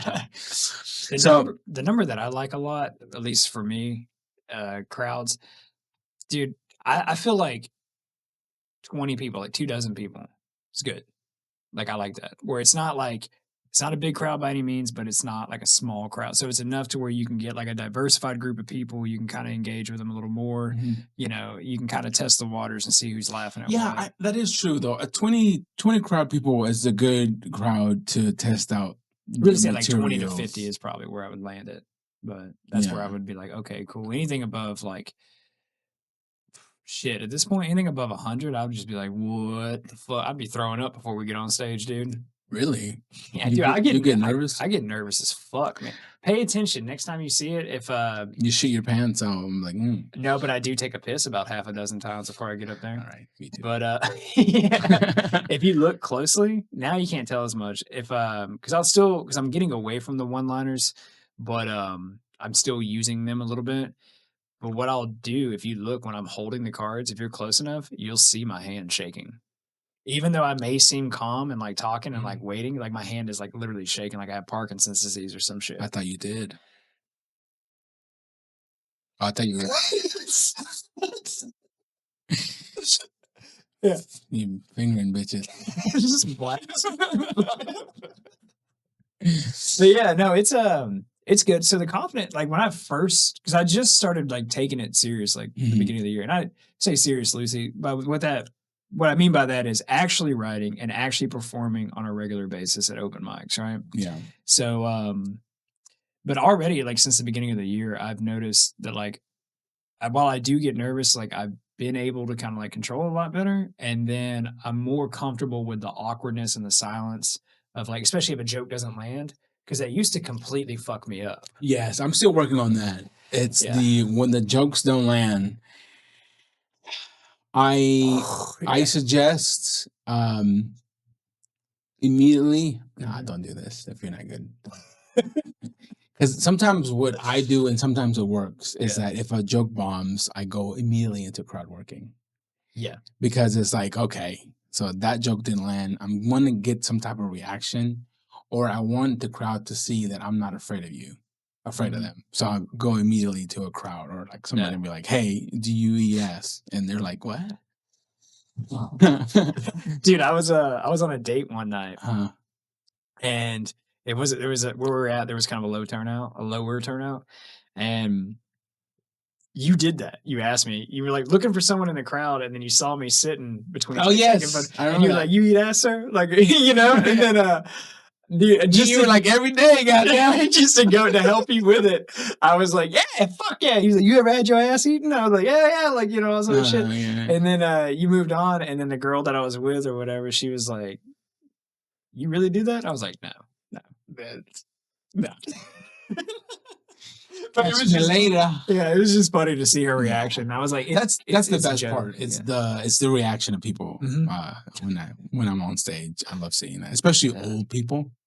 I love fucking with like old people, especially old ladies, because I feel like some of them that go to the shows, they're by themselves, and it's like I don't know. I feel like they want to live a little bit. Yeah, they want that little like tingle down there that they want for sure. You know, I mean, you gotta. I mean, they're just old, but they still like people. Like they still lived a whole life. They get. You know? Oh my god! And not to mention, they're at a comedy show. I don't know if you want to edit this out or not, but we went to a show with Clyde Williams. You know Clyde? Yeah, I know Clyde. Are you gonna put him? Yeah, I've talked to him. I've met him. I met him. I went to the Busboys premiere. Oh yes. Then I saw that. Yeah, so Clyde Williams, we do a show with me and Clyde, and there was this old lady, was trying to fuck Clyde. Like, and Clyde, he was so nice. He's like, because Clyde's really nice. Here's my number. You know, we'll figure it out. And here's the funniest part. The old lady brought her daughter. The daughter was like in her 40s. Sure. And the daughter was like, Mom, come on, Mom. Like, we have to go. And she was so embarrassed. And Clyde was trying to fuck the daughter. But the mom kept cock blocking. Yeah, cock blocking. I said dick. And still working out the English. We're still getting it. And so she's trying to, get Clyde. Clyde's like, being super nice, super sweet. And we got her in the car finally. And the lady's like, do you like sinners? We have sinners at the house. Clyde's black, by the way. This is a white lady. Sinners, the movie Sinners. I was trying to figure out what you were talking about. She was trying to convince Clyde to go to their house. You want to watch To Kill a Mockingbird? To see Sinners. Like, I got 12 years a slave. Clyde, right? It's like, you want to watch this shit? Don't do that. Don't do that. Don't do that. White people don't offer the movie Sinners to black people. Did you see the movie? I did. It's actually pretty good. It's fantastic. Yeah. I get why she acts. Yeah. She was innocent. She was very innocent. She didn't mean it like she didn't want to just to. But I remember she was like, "I want you in me," and I was like, "Damn." And I just, I've never been talked to that way. Yeah. So I was like, I wish that was me. She knows what she wants. She knows what she wants. So I thought that was really funny. But if you are a good comedian, old ladies will try to fuck you. So there you go. That's what you can get. It's I do tell people, like it's like, guy friends. I'm single, but like, guy friends too that are single and stuff. They're like, man, like, the dating's hard and stuff like that. I'm like, dude, all you gotta do is be funny. Yeah. That's literally all you have to make them laugh and you're good. Be funny and don't be a dick. That's usually good advice. That's it. Yeah. Don't be a dick, give them dick. There you go. That's it right there. No, it is hard, man. The dating scene is my god. Dude, I can shit on that all day, man. What's the worst date you've ever been on? The worst date that I've ever been on? Oh god, there's been so many bad ones. The absolute worst? Dang, yeah, all right, give me a second. I'm going to come back to that because I'm going to have to really think about that for a second. I'll give you mine. Okay. My worst date. So I'm hanging out with this girl, and this is our first time hanging out. So it's our first time linking, Mm-hmm. Yeah. And I was able to get her back to the room. Step one. First date. That's not really a good sign, Alonzo. I know, right? Yeah. I shouldn't have, but anyways, so first date, and I go down on this girl, and this bitch has shit. Poo-poo. Terrible. Terrible stuff. I left, dude. I was out of there. You know how embarrassing? And I didn't even know what to say. I was like, a little salty then. Bitch, did you shower before you? Ah, never again. Now I don't. First dates, I don't do it. I don't do it no more. I used to though, but yeah. Because I was so excited because I was like, I'm a hit first time. That's not always a good thing. This bitch had. Dude, I've dated so much and everything that like now for me, I've hit this point to where like hoe-ness and stuff, like any salaciousness, like just being a hoe, I'm not attracted to, man. Like Yeah. if a girl like starts like trying to get with me like first night kind of thing, it's just like, all right, see you later. Like, you know, Wow. yeah. Or if they're like in any kind of relationship, I don't give a fuck. My favorite one to hear from dating, this is always a good one. I'm going through a divorce, it's just not settled yet. Wow. You hear that a lot, huh? A lot. Wow. Probably about 1 out of 4. 1 out of 4. Mm-hmm. And that's just really for the online dating. Mm-hmm. So I I stay away from online dating for the most part, but I get real old school, man, because I feel confident in talking to people. Like I don't. What's the worst case scenario? You don't like me, or you'd say no, and we part ways. I didn't know you. STDs would be the worst. That's if it makes it bad to that point. AIDS would AIDS. be pretty bad. AIDS, but so like a lot of them I'll just meet in person, Mm-hmm. you know, and I'll talk to them or whatever, and so that's pretty good. But online dating, I would say 1 out of 4 going through a divorce, aka which means they're still married, Yeah. and because it's all bullshit. It's anyway. all bullshit. And then another one that's really common, which I'm just like, what the fuck? It's kind of what you talked about earlier, is the E&M. Have you seen that shit? The ethically non-monogamous, like the open relationships. Oh yes, the open relationship. It's tons of that is out there. Man, I don't understand how. I can't get that shit, man. Like you said earlier, it's a lot of it, dude. Look, it's white people. If It's fucking white. The only reason why is if it's fun for the men is if you're fucking bitches as well. Yeah, but if you're not, just letting your wife get. I can't slamming ass all the time. I can't like you know I just can't comprehend that part. You know, I don't get it. I've talked to people where they're like, yeah, no, we're in an open relationship, and then and I'm like, all right, well, I'm sure you're fucking bitches too, like you're right, and like, nah, and I'm like, what? Like, yeah, she gets mad if I do. What? Yeah. I have a theory about all those because this is what's really funny. Those E&M, those like open relationships kind of thing. It's always the same bullshit you always hear. Yeah. So they'll be like, "Oh no, it's built on trust and transparency and love." And then she brushes her teeth after she sucks dick. Yeah, dude. Okay, it's not even about that. It's literally one person is more dominant in the relationship, and they're bullying the other person and using it as an excuse to cheat. Right. That's all it is. You are being very insecure about this. You are being controlling. They gaslight the fuck out. Like, wow, I cannot believe. How dare you? You think this is cheating? Well, I didn't let him come in me. Right. So it's like, what the fuck? Yeah, I've never got it, dude. I never got it either. It's like fucking. And then like, here's the thing. This might make me sound like a dick. I don't really give a shit. When dudes tell me they're in those relationships, I immediately lose respect for them. Immediately. It's I'm like what? Dude. Yeah. Because it's like, I just. It makes me think about it in a way where it's like they don't respect themselves. So why would I? It's simply a respect thing. You know what I mean? Like that's, anyways. Yeah, it's terrible. Dude. But there's a lot of that's going on too. Yeah, and then I'm gonna say this. This is just because I think this needs to be said. Right. Men also are responsible for that. Like if you're not fucking your wife. Because they let it happen. Right. If you're not, you know what I mean? If you're not. You got to snuff that shit out. Yeah. If you're not getting in there 24/7, as she wants to, don't be raping motherfuckers. I've seen you've seen the 60 million school about rape. Like people have been like, 60 million men were in this rape like school.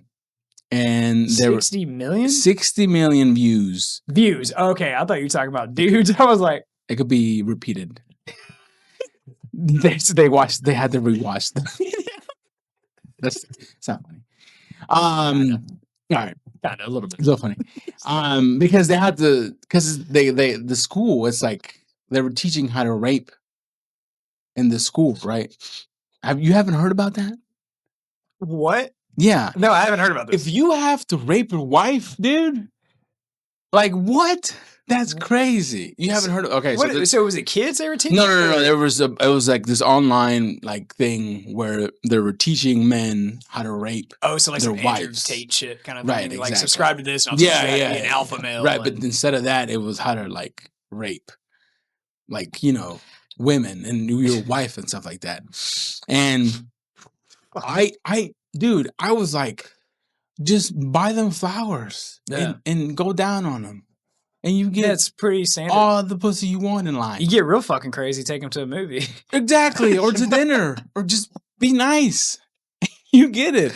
That was always my thing, man. It's just be genuine, be cool, and just be funny. I don't understand. That's all it is. And I think is because we have to take responsibility too. It's not just all women. Like, we have to take responsibility. If you ain't fucking, you have to eat. You have to eat it. No doubt. Right? Dude, I've been in comedy shows. And I've been like, sir, when was the last time you ate pussy? I can't even remember. And that's where I came up with the joke since 1995.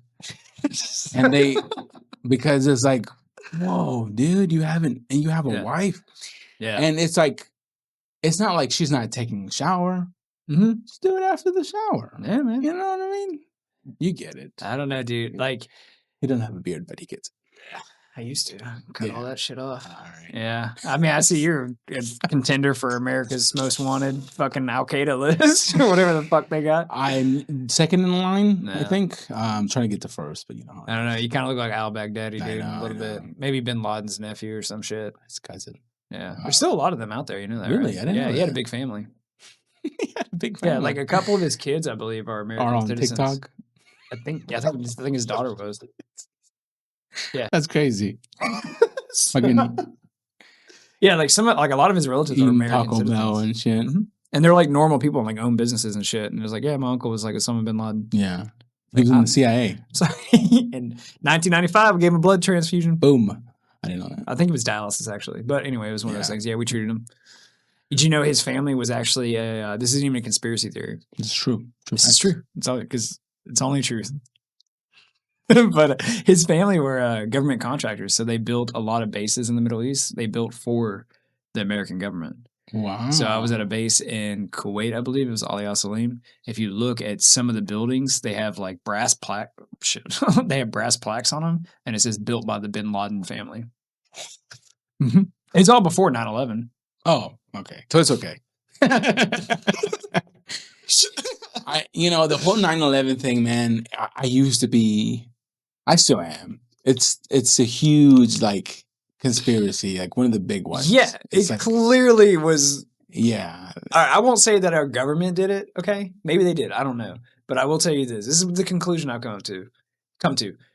That attack was way more intricate and in depth than people just flying planes into a building. Mm-hmm. Like there was pre-planned explosives. Yeah, I've seen that video. You know what I mean? Yeah. Like there was like thermite and shit, and like yeah, of course. Yeah, because if a building gets a hit on top, wouldn't the top just come off? Right? You know what I mean? Yeah. Not the whole thing. And it was so perfect. Mm-hmm. And that's what gets me is then you look at like the support beams towards the base and stuff, they're cut at 45-degree angles. Right. For like a controlled demolition. Yeah. So I literally think people got in there, cut shit, planted explosives, and it was just so. Well, the owner of it got his like life insurance, right? Oh, yeah. Well, on all his employees. Like the day before? Yeah, it was a lot of like the banks and shit like that. Like they got that right there is already like a little red flag right there. Mm-hmm. Did you know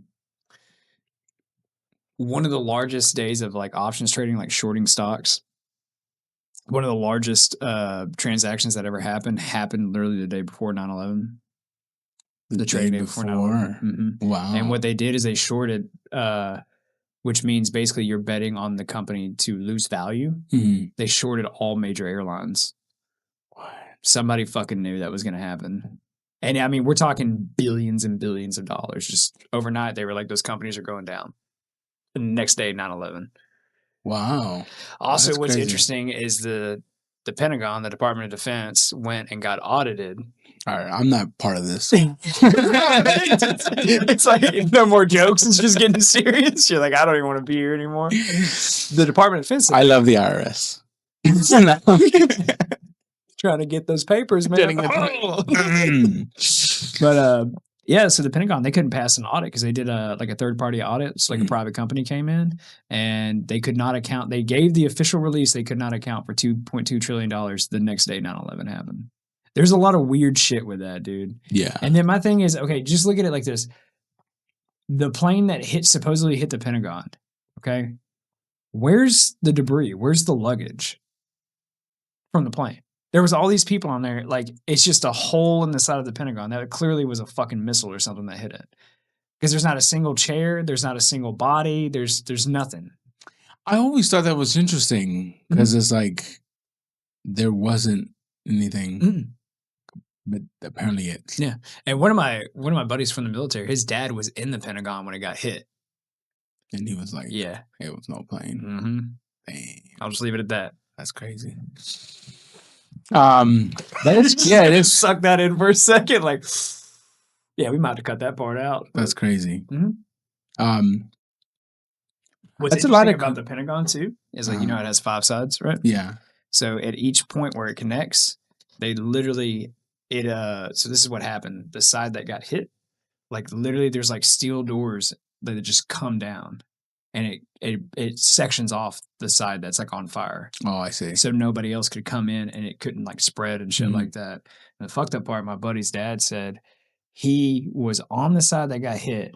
He got up to go to like the little snack area to go get like a coffee or some shit. And then the attack happened.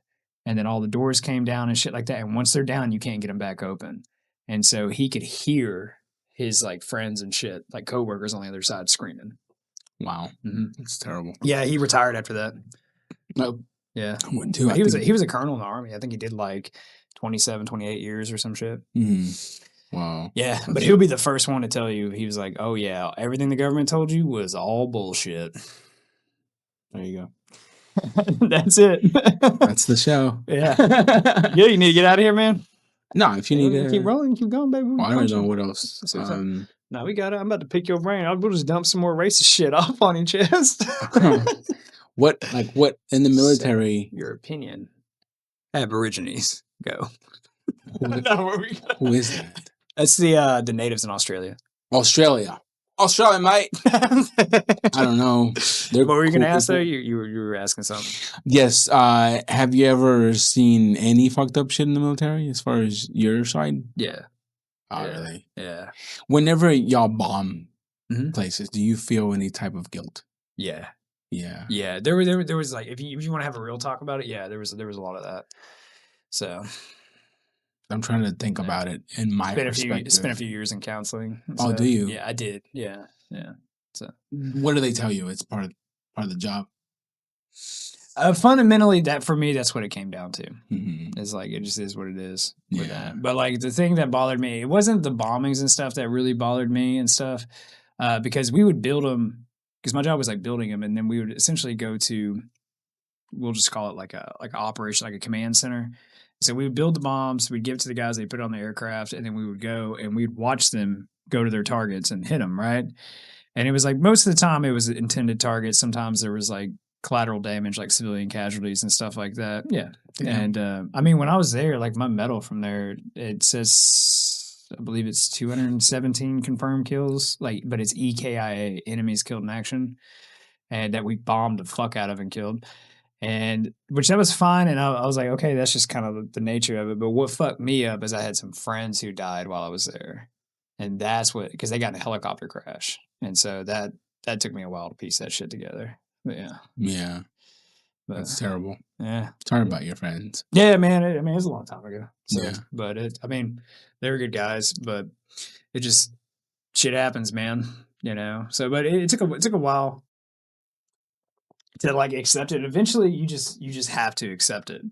Yeah. Like, and then like, so I don't get sad about it anymore. I don't like, but like for a long time, like I was really depressed about a lot of shit. And then I was like having fucked up dreams and stuff all the time and shit. And I couldn't sleep and everything. And then I was drinking a lot too. And so it just was not a good time. I'm sure drinking kind of hides the pain a little bit. It does. Yeah. In the moment when you're really drunk, it dulls it down because you're out of it or whatever. But like there's a boomerang effect to the shit. It comes back harder. So right. So yeah, so stay away from it.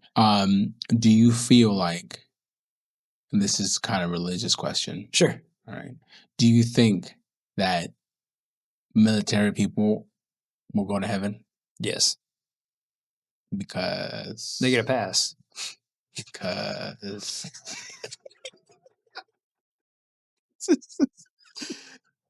they get a pass. All right. I got you. I got it. We'll just leave it at that. We won't talk about it anyway.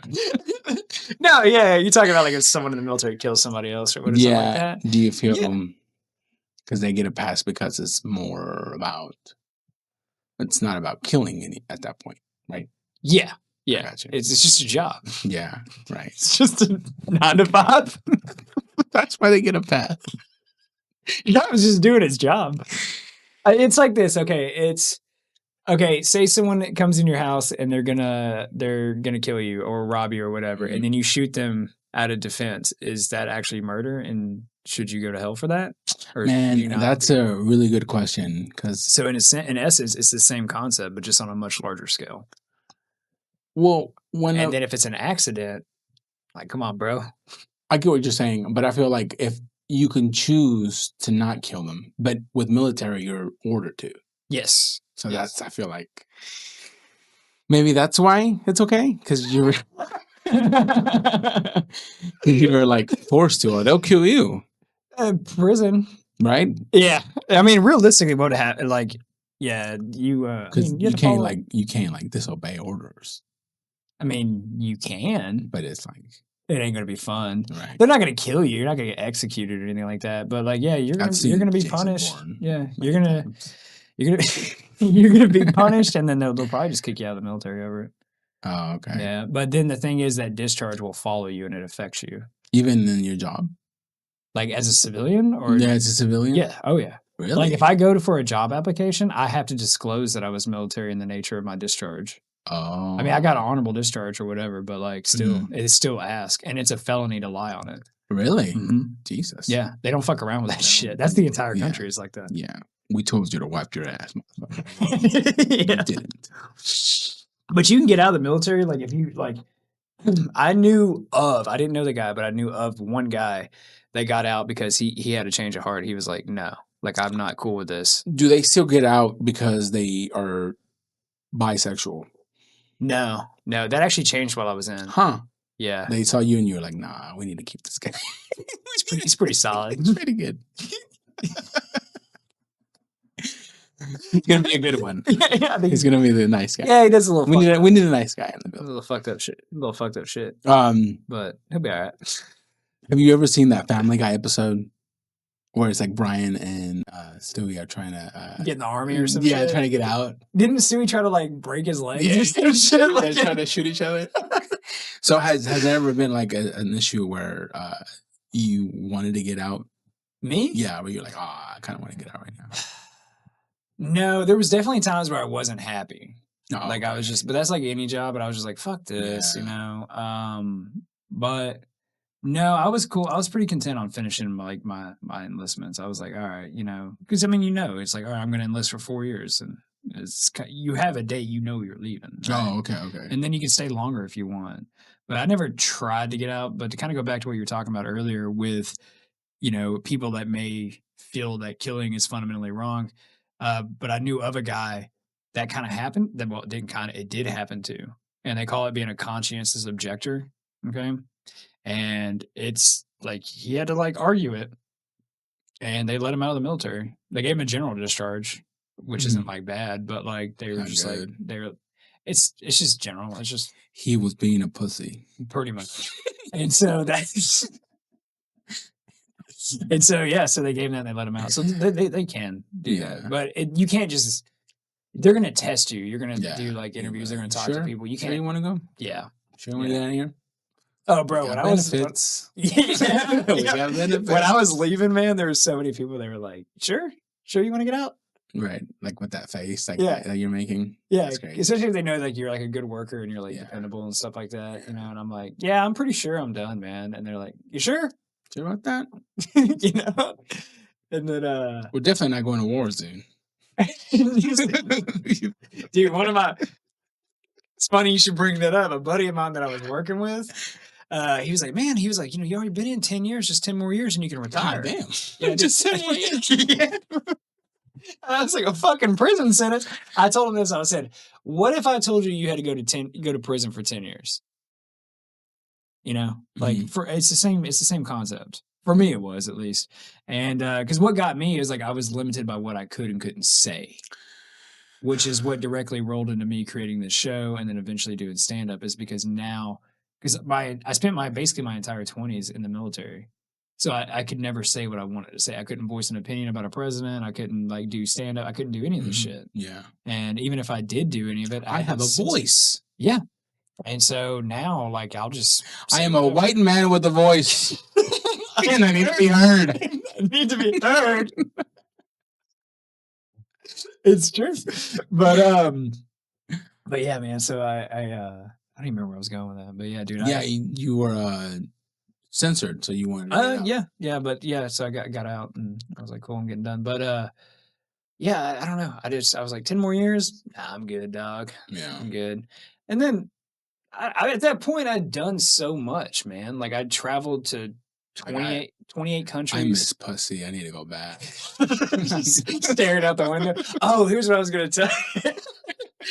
Slowly cleaning the same coffee mug. Just like, I miss pussy. I got to get out of here. Yeah. So I remember talking to one of my buddies. He was like, it's a pretty easy gig, man. He's like, we're in Germany.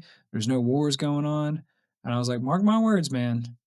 I was like, some shit is going to kick off. Yeah, he said that. And he said that. Dude, I got out and then it was like not even like I think a month later Ukraine started.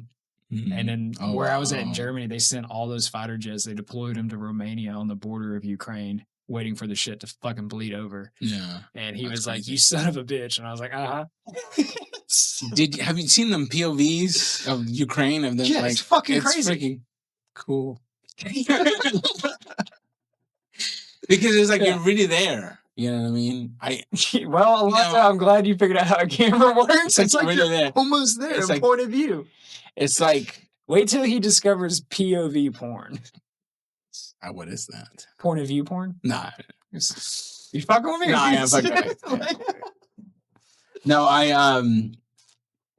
anyways, if you ever jack off to those Ukraine videos, just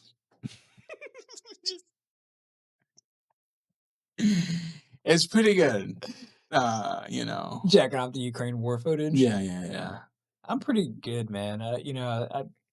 You'll stick to your dwarf porn. Have you ever seen? No, dude. It's kind of like you can't really watch it and you're like, nah, I don't like this. Like I've seen it one time. And you're like, nah, I don't like the height difference. It's pretty weird. Yeah, man, I just watch Netflix. Did you just jack off to Netflix? You keep going back to the has involved jacking off. It's like, no, I was watching Peaky Blinders the other day. Did you jack off before? Or is it a good show? It's a good show. It is. Have you actually watched it?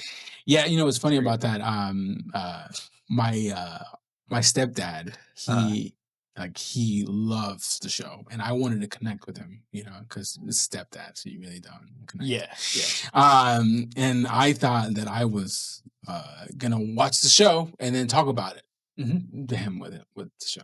So I watched the first episode, and I'm like, I'd rather just not even talk to the guy. I ain't even worried about it. Nah, I'm good. Nah. Isn't it crazy? Like, right, dude. Yeah, that's like when I told you I didn't want to pack up a fucking base, and I was like, I'll go to arguably one of the most dangerous places in the world right now before I pack up a single fucking bolt. You have to take down the structure. Like everything has to go. But the thing is, you have to account for everything, inventory, everything. I hate it. And then here's a wink, wink, inside information. Theft is a big problem in the military. They can't keep track of their shit. So shit just goes missing. From the military people? Yeah. Yeah. Their own military is stealing it? Yeah. They don't know where half of our shit is half the time. Oh. So like, for example, one thing that's really big is like gas mask, right? Those things, I think they're like $600 a piece. They go missing all the time because people just want to take them and just like they get out of the military, they go to a different base, and I go, I'm just going to keep it in my closet. Right. You're supposed to turn it in. There's supposed to be accounting procedures for it, but like it's the paper trail is so massive. Shit just falls in there, you know? Yeah. And there's somebody that is just like, fuck it. Yeah. Cause there's literally, I ain't got time. There's a 20-year-old kid in there 20 who doesn't fucking give a shit. Yeah. And is like, well, I'm not going to go report these numbers and say, oh, like, you know, we have $15,000 worth of it's his fault. Yeah. Yeah. So he just fucking signs that off and it becomes the next guy's problem. And the next. The next thing you know, they're like, wait, I think, so-and-so signed off on that. Be like, well, he's been out of the military for 5 years. And, you know, like, huh. It's like, huh. Well, anyway. Let's get 3 more. I think we're going to need some more. They do that shit. Tools is another one. That shit goes. Yeah, that's true. Because they got guys that investigate this shit. It's a serious thing if you get caught doing it. But yeah, it happens it's all the time. not that serious. It's serious, but you can go to prison. Also, you want to hear a story about a guy who went to prison doing this shit? Yeah, it's a true story. He got away with it, but he went to prison. How much did he steal? It was a few $100,000 worth of shit. Oh, that's not. I thought it was like $1 million or something. I think it was like it was pretty fucking high. Like he retired after this. I'll tell you, he got away. Like, dude, this was some with the money. Yeah. Wow. This is some catch me if you can shit. Yeah. Okay. Have you seen the movie? By the way? It's great. It's fantastic. It's fantastic. I love Leonardo DiCaprio. I love Leo. I do too, man. I'm a big fan of him. Yeah. I think every Mexican is. That is a common trend that I've noticed in your community. Oh, we love Leo. Like, yeah, I worked with this guy. He was a resource advisor for like basically we'll call it my unit where I worked, right? And so we had about 300-400 people that worked there, and one resource advisor. So he's the guy with the government credit card. He can buy whatever he wants. Mm-hmm. Okay. Damn. Yeah, and these things basically have almost no limit to them. Almost. And well, he got close to it. Push it to the limit. So, like, fucking Christ. So when we would need things, like, we would have to go to him and be like, hey, man, like, we need a special torque wrench, right? But it might be like a $1,500 torque wrench, but like, we have to have it for this job specifically for whatever. And so he would be like, okay, well, I'll put in a purchase order. I'll get it for you guys. So and then he'd be like, how many do you want? We'd be like, oh, 1. And he would just add a 0 to that shit. 10. And so then he would take the 9 and give us the 1. And he did this shit for years, man. For years. Now, this is where the story gets important. He was married to a woman, but she was from South Korea. She was South Korean. She was not an American at all. Mm-hmm. Not even trying to become an American. Not even on the 90 Day Fiancé show. So what they did is her family had like businesses in South Korea, because this is all happening in South Korea. And they had businesses there. And so all the shit that he ordered extra of, he was giving to them. And then they were selling it in their shops and selling it on eBay. And he did this shit for fucking years, man. And how he got caught wasn't the government. The government didn't care. The government was like, keep going. He's going. He's going.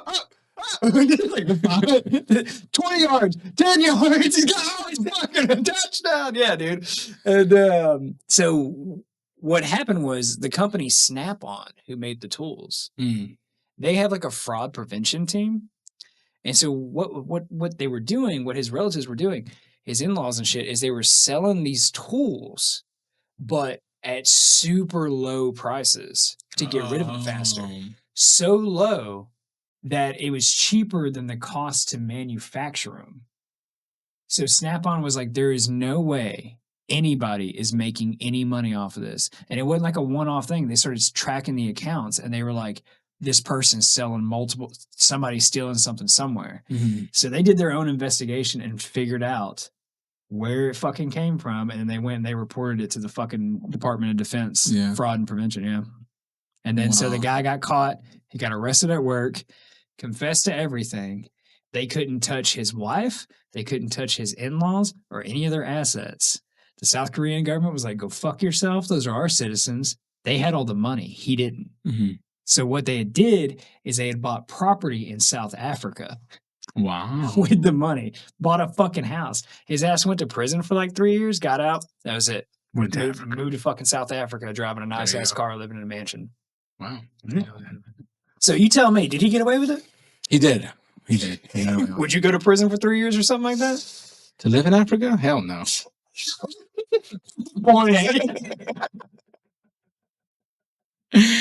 Fuck no.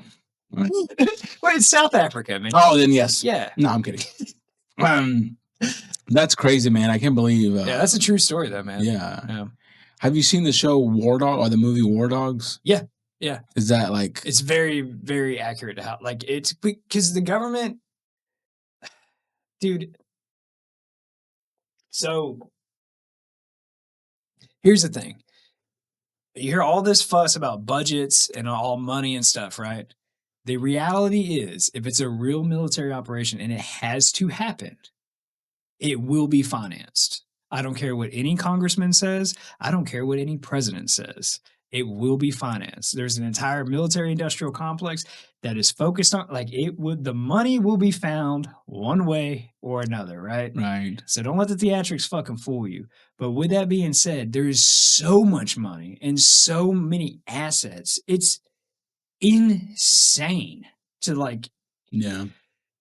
One time I heard an estimate. I don't know how true this is because obviously I didn't crunch these numbers. It's estimated that if you include all of the United States assets, including the fucking minerals in our ground, okay, and the timber on our lands and all this shit, and all the fighter jets and battleships and everything we own, submarines, if you include all of it, our net worth is estimated at upwards of $200 trillion. Damn. $200 trillion. So anyway, what I'm saying is that's a lot of zeros. And if you ever try to balance a fucking Excel doc and be like, oh shit, a decimal's off somewhere.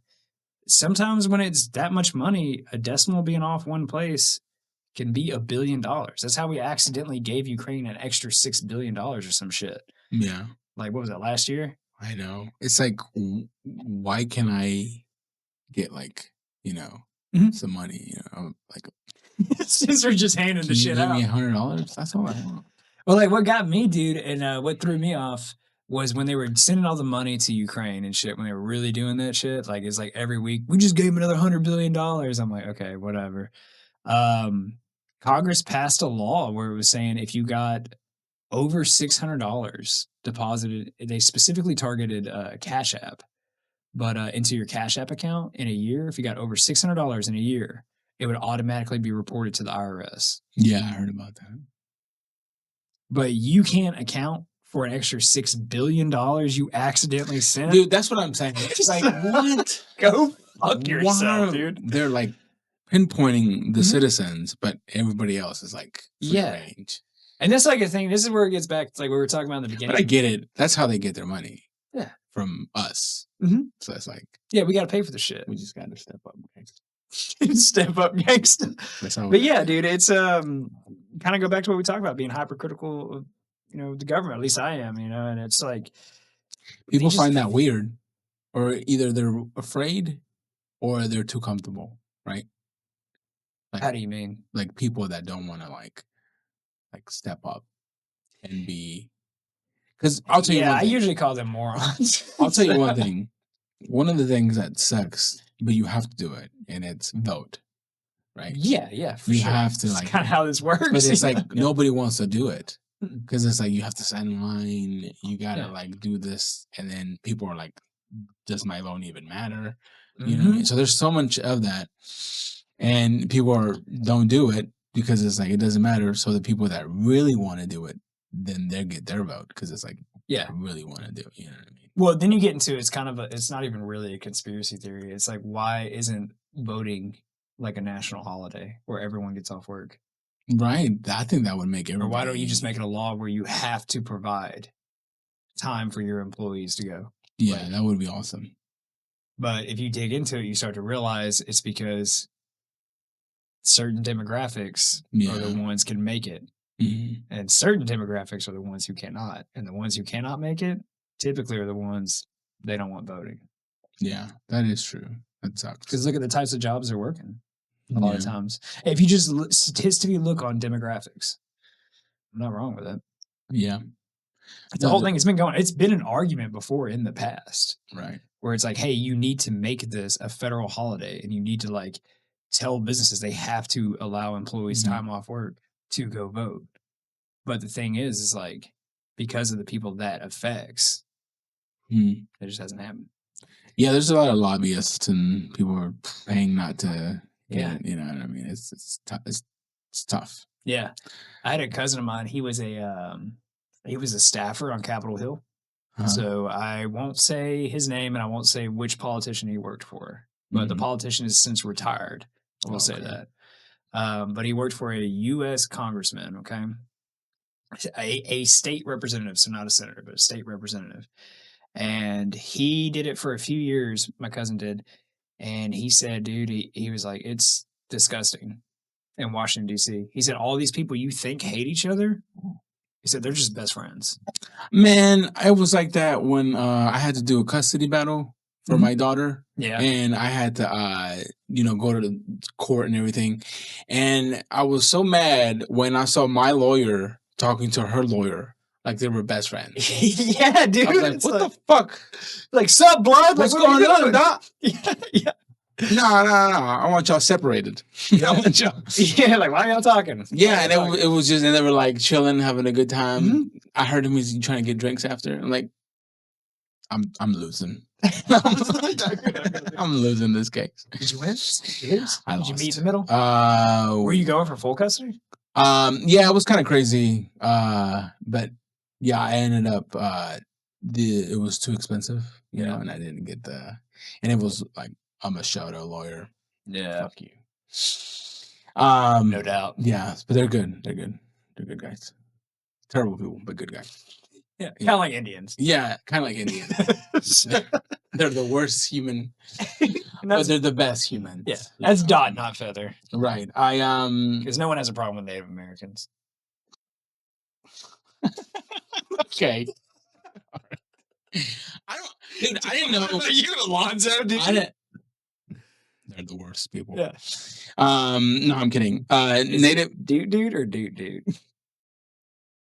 I think it's this one. Yeah. Somebody's gonna see that and clip that shit out somewhere, you know. I love Yellowstone. Yeah. They're terrible. Look, Yellowstone makes it to where the Indians, you know what I mean? Like they're bad people. I don't like that. You know what I mean? Well, they were killing a bunch of people. Yeah. But I didn't know that in the reserves, it's their own laws.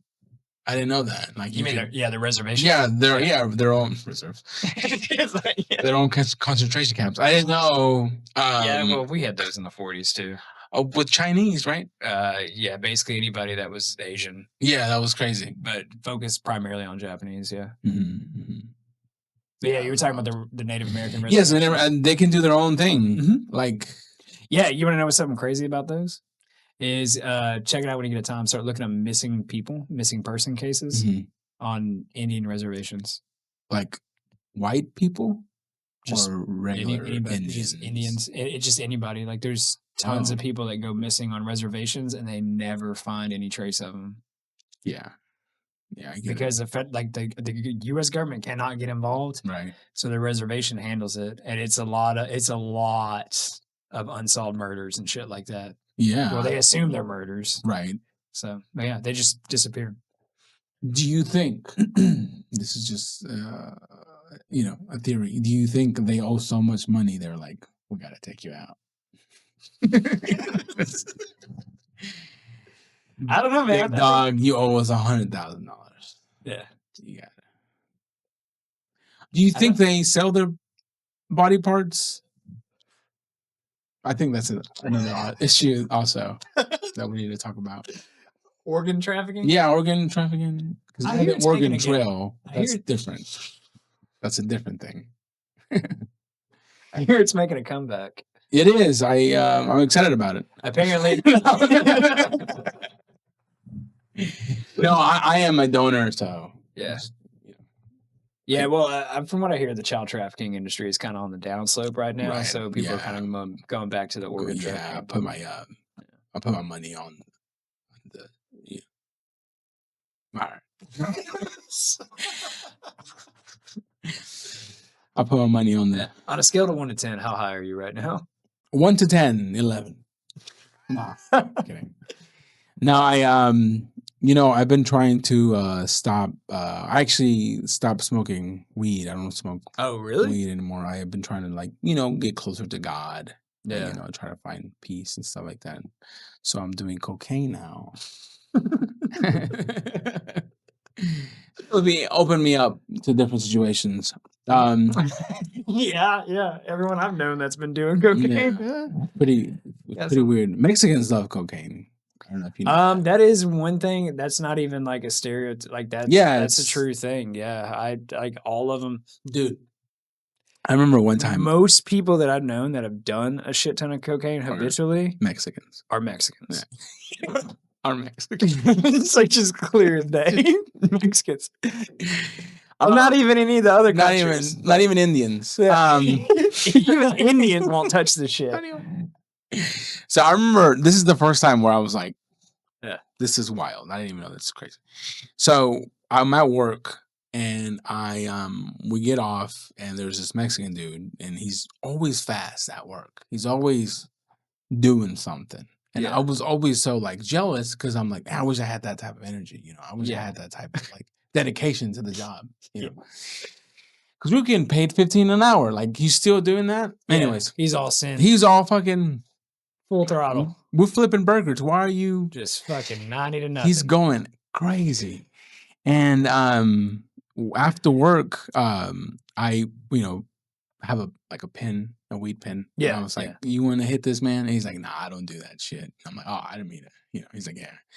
He brings a freaking sack of cocaine and drops it right there. He's like, you want a line? And I'm like, what?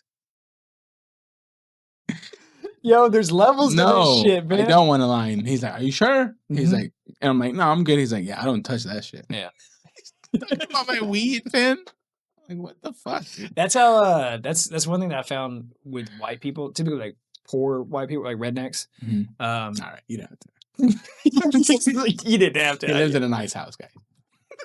It's with those backwoods rednecks, man. They're very it's crystal meth. It's a stereotype. That's for right. A reason, but it is. I can't tell you how many times I've been offered meth. I'm like, I have a buddy that man, he was fantastic welder. Yeah, I mean, he could fucking, I don't know what you say, spit a line or whatever they say. I don't know what they say. I don't know what they say. It sounds about right. Yeah, and he was amazing at welding. Yeah. Anyways, he had. Hey, I spit a line. Shit. I'll do it right now for $25. And he tried meth for the first time. I wasn't around.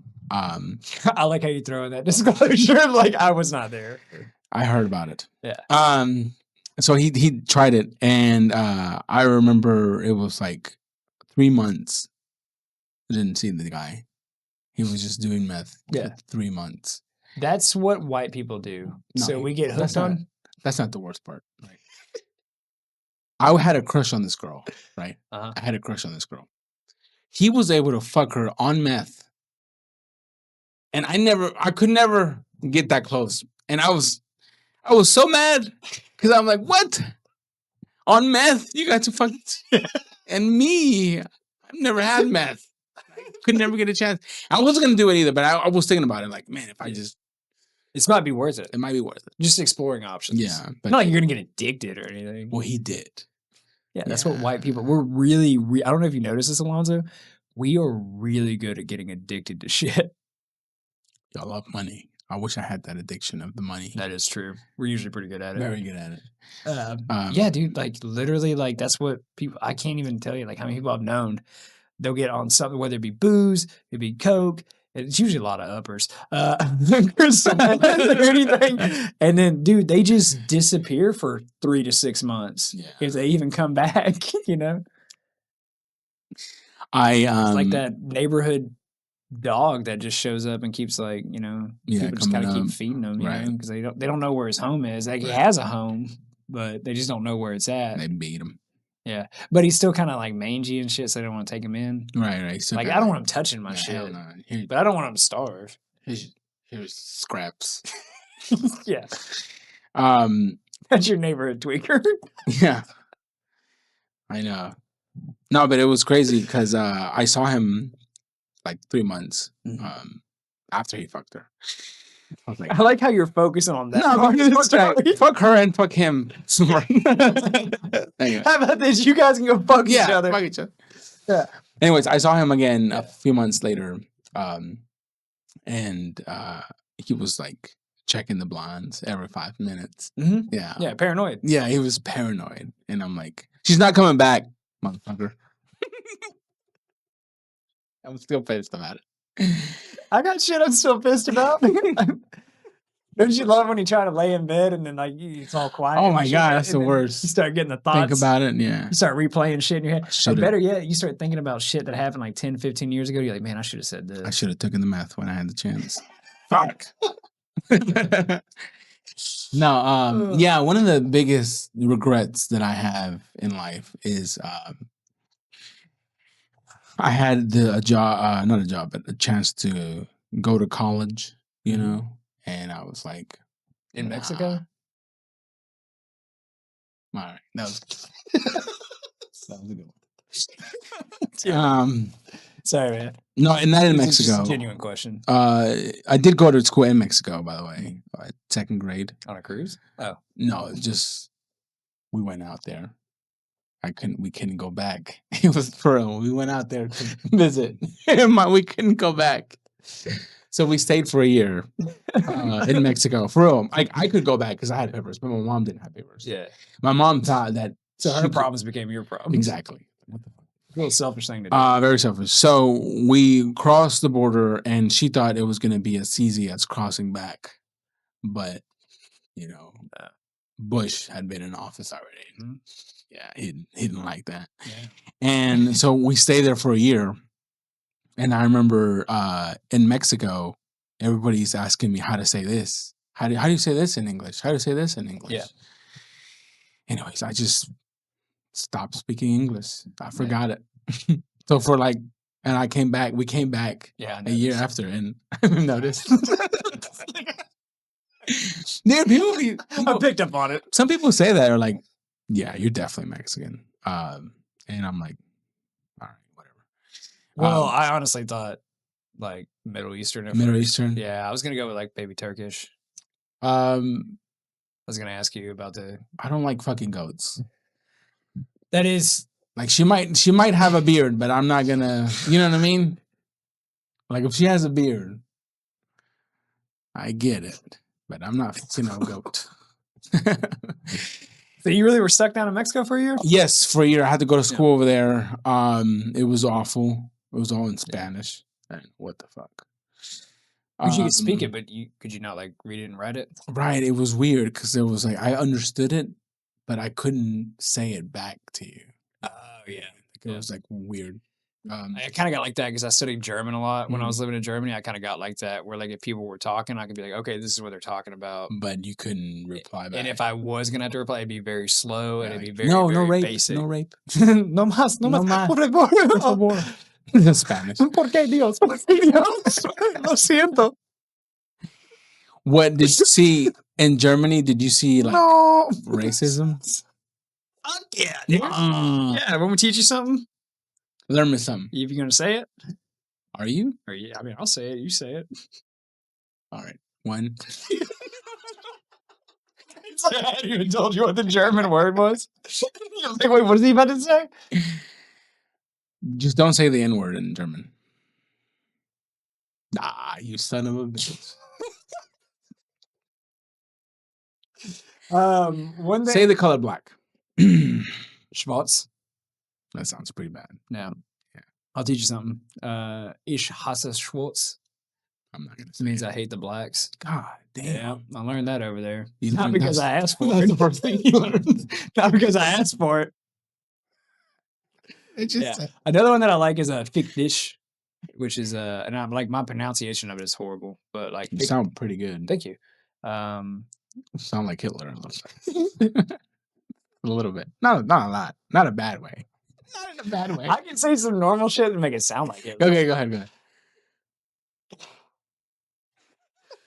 Really? Yeah. You want me to do it? I can't laugh while I do it. Don't laugh. We can't laugh. We're actually in a meeting with Hitler right now. Nicht ein Zigarette haben, bitte. Holy shit. Yeah, That's that means good. I can have a cigarette. No. You son of a bitch. But yeah, another one that I like is a fick dish, which is easy as fuck you.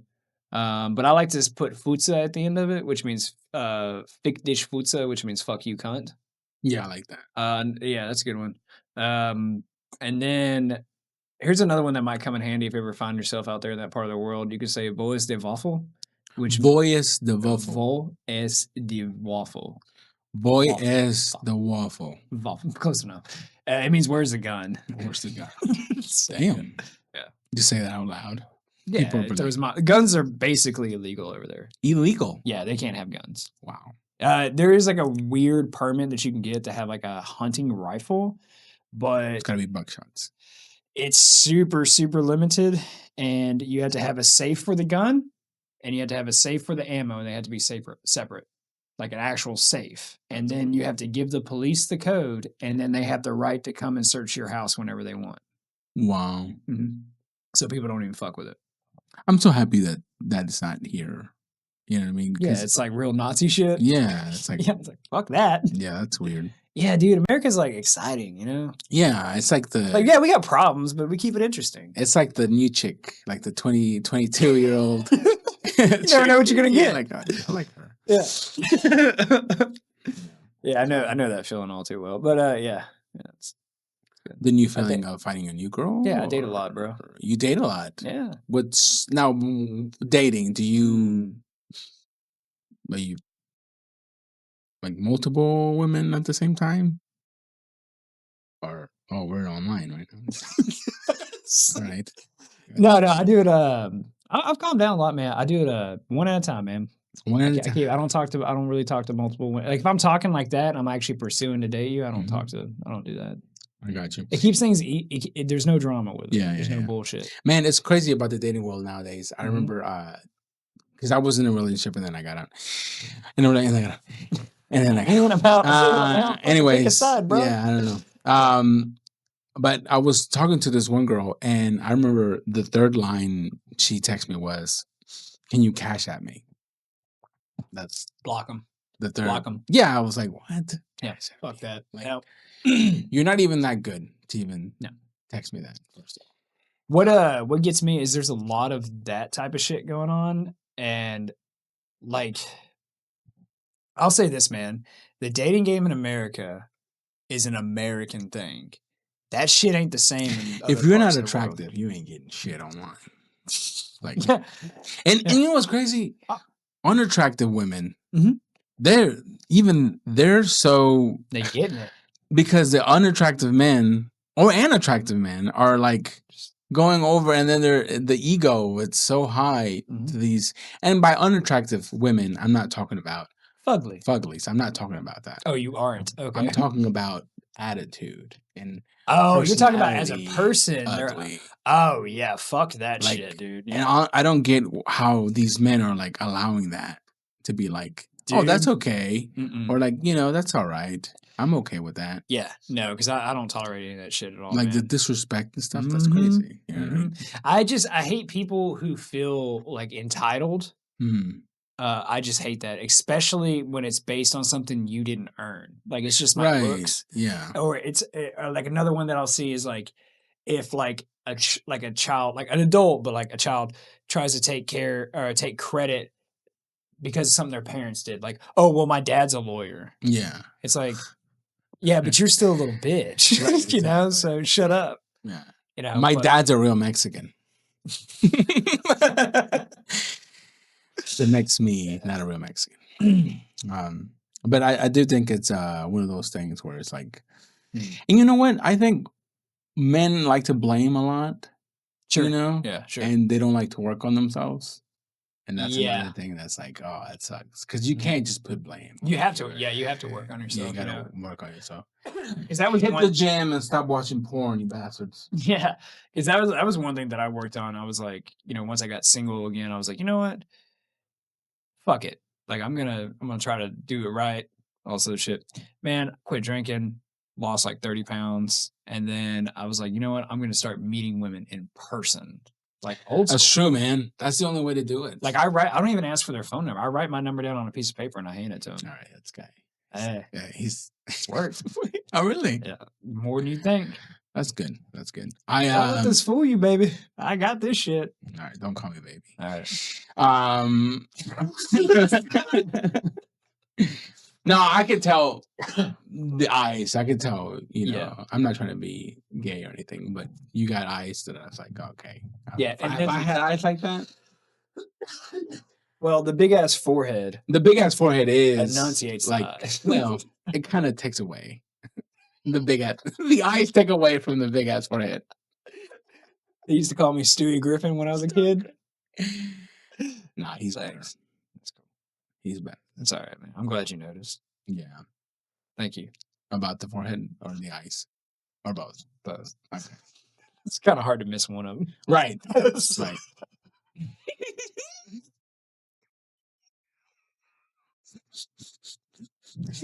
When you're going down the girl. The Jaws music playing. Dun, dun, dun, dun. And then I'm super pasty. She can put her projector on your forehead. It's got that Fox music with the drums rolling and shit and the lights going. Yeah. It's like, yeah. I shaved my head one time when I was in the military. No way. Yeah, I like bigged it like slicked, right? Oh my god, real racist. I mean, I was in the military. I can go either way. I don't know. I heard some fucked up shit while I was in there, but yeah, they just called me Dr. Evil for a month. I can see it. Yeah. So I never shaved my head again. Yeah, I don't. But I will say this, man, it's not falling out. It's just always been like this. Oh, okay. Yeah, it's not. That's why she left you.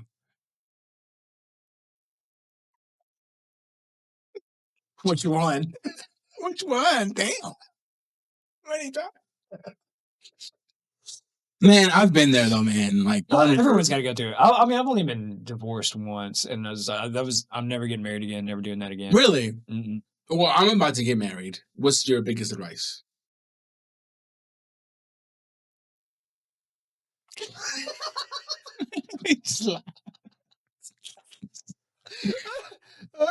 Sorry, all right. God damn. Okay. I mean, for real. For real. Can I be real with you? Yeah. No, man, marriage is good, man. So my biggest advice is, and it goes both ways for the husband and the wife, right? Assuming you're marrying a woman. Wow. Well, she's pregnant with your kid, so I'm taking a shot in the dark, Yes. So it's for me, man. It's not the reason why we're getting married, by the way. Yeah. Nah.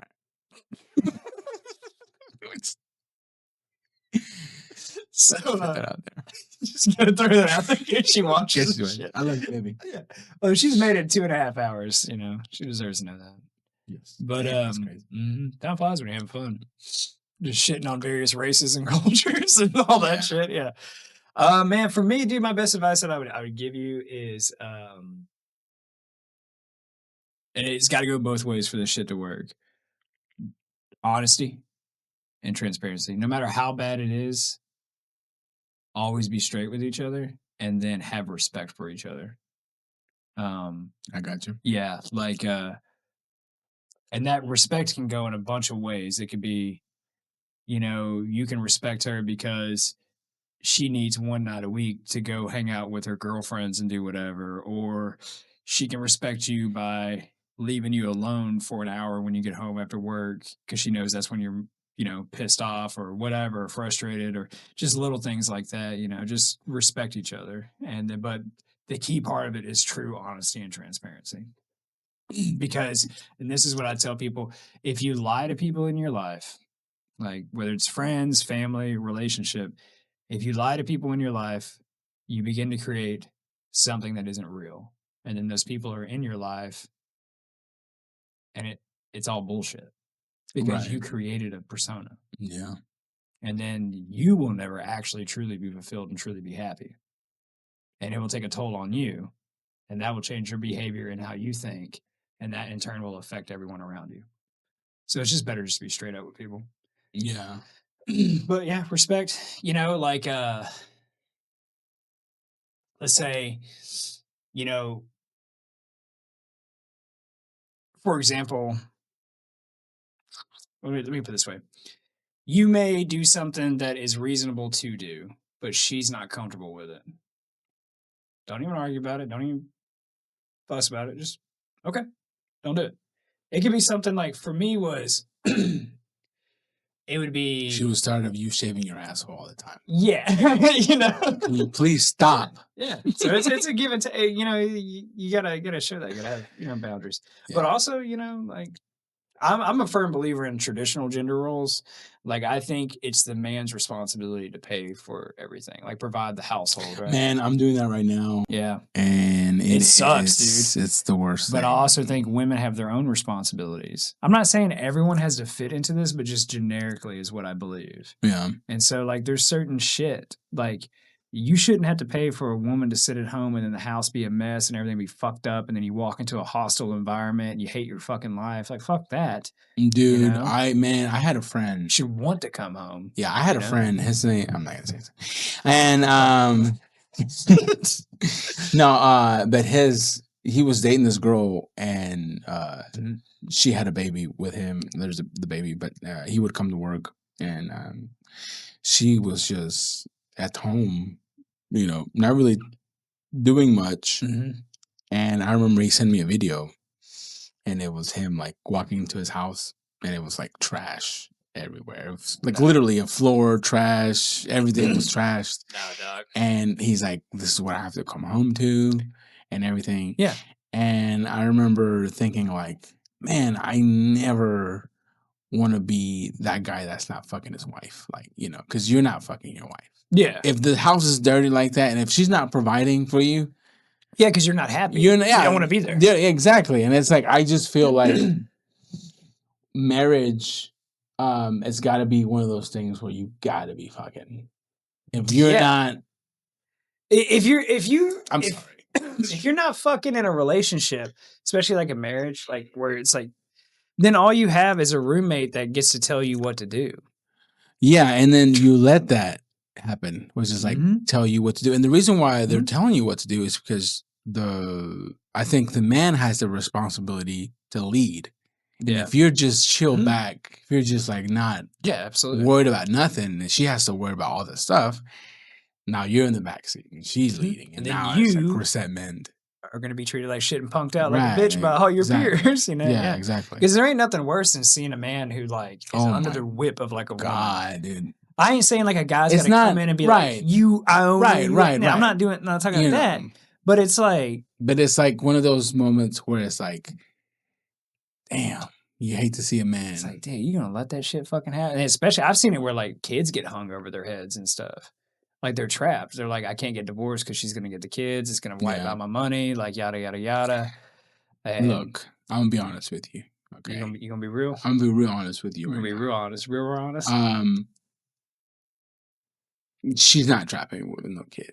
There's no fucking way. You're going to have them babies. You ain't trapping me. I'm fucking gone, dude. Yeah. I get that. Shit, I'll pay child support. Ain't no fucking, because I'm not gonna be trapped. I'm not gonna be in a fucking jail because that's my thing. Is like I'd rather be broke and homeless and have my freedom than live in a fucking castle as a slave. Yeah, it's so weird. But the worst part is, it's as men, we can provide and Mhm. we have to work hard and we have Yeah. to like do things, stuff like that. But as a woman, sometimes they can't. Well, I'm not saying work, or I'm not saying, but I'm saying like it's harder for them to find a job, a high paying job. It's literally just different. Yeah, and it's yeah. what I'm trying to get to is like, for a woman, sometimes it's harder to do it by herself.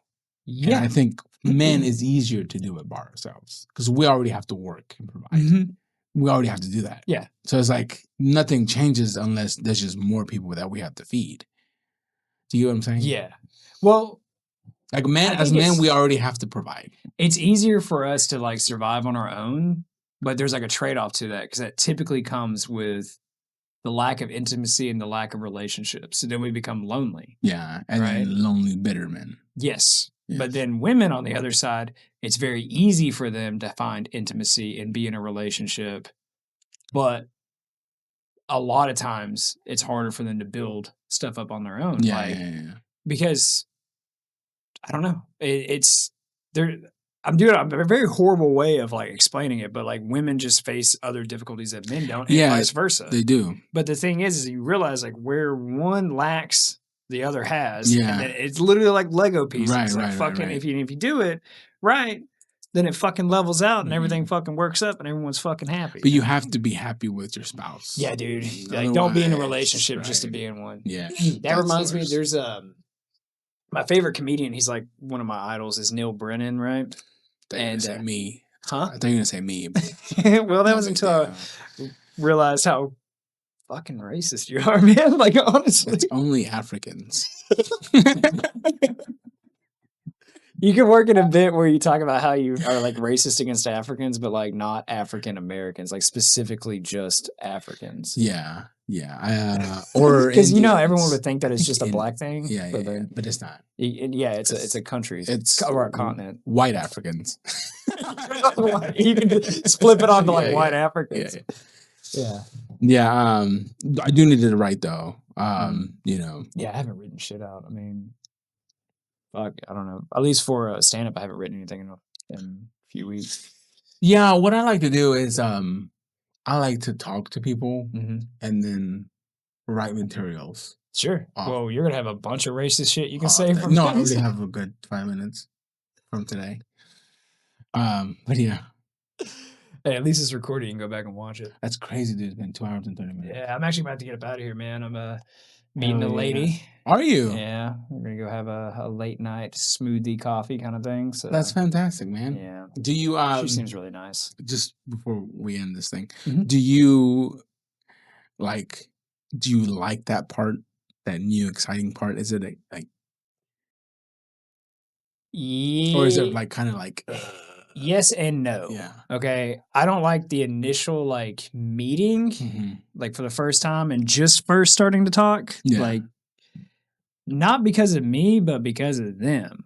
Because from my experience, most people are very shy and nervous, and they don't talk really. You have to like kind of get it out of them. But once you get them talking, then it becomes fun where you can start laughing and stuff. I like that. When it's someone new and you don't know anything about their past or what they find funny, what they don't, and then you can start riffing and raffing, and it's like... Dude, I remember I went on a date the first time, she just grabs my tits. And I was like, we're going to have a good time. But I was like, can I do that? And she was like... That's what I was thinking. You should have done it back to her. Man, I did, but I didn't grab. I was like, and she like, we had a good time. Went in for the attempt. I'm just kidding. Jokes. No, yeah, I like it's exciting, it's cool, but one thing I have noticed, this is actually getting really, really fucking annoying, is everyone like brags about how many mental health issues they have. What is that? Like, it's a popular thing to be diagnosed with shit. I know. I get exactly. Everybody wants to be autistic. Bro, I've been on 2 dates with 2 different women who have told me, the first one, I never even heard this word. I didn't know what it was. They're like, I'm neurodivergent. So I had to go look that shit up. You know what that means? retarded. You're a bitch. Yeah, you have autism. Like, you're fucking retarded. And so the next girl that I ran into that told me that, like, we were like going out or whatever, and she was like, yeah, I found out that I'm neurodivergent. And then so at this point, You already knew. I'd already been through so many like women with issues and shit. Like depression, anxiety, I get. But then when you start talking about like borderline personality disorder, antipsychotics. You know what's funny about your situation is that you've actually been to war. Yeah. You've actually like, Yeah. you know what I mean? Yeah. You've seen people blown up Yeah. or whatever. And I'm not gonna get into it. But you've been there and you know trauma, you know depression, anxiety, like for real. And then you have to come across these women and be like, it's because my dad never said he loved me. And you're like, bitch, I didn't even have a dad. When they start talking about trauma, I'm looking for an exit, dude.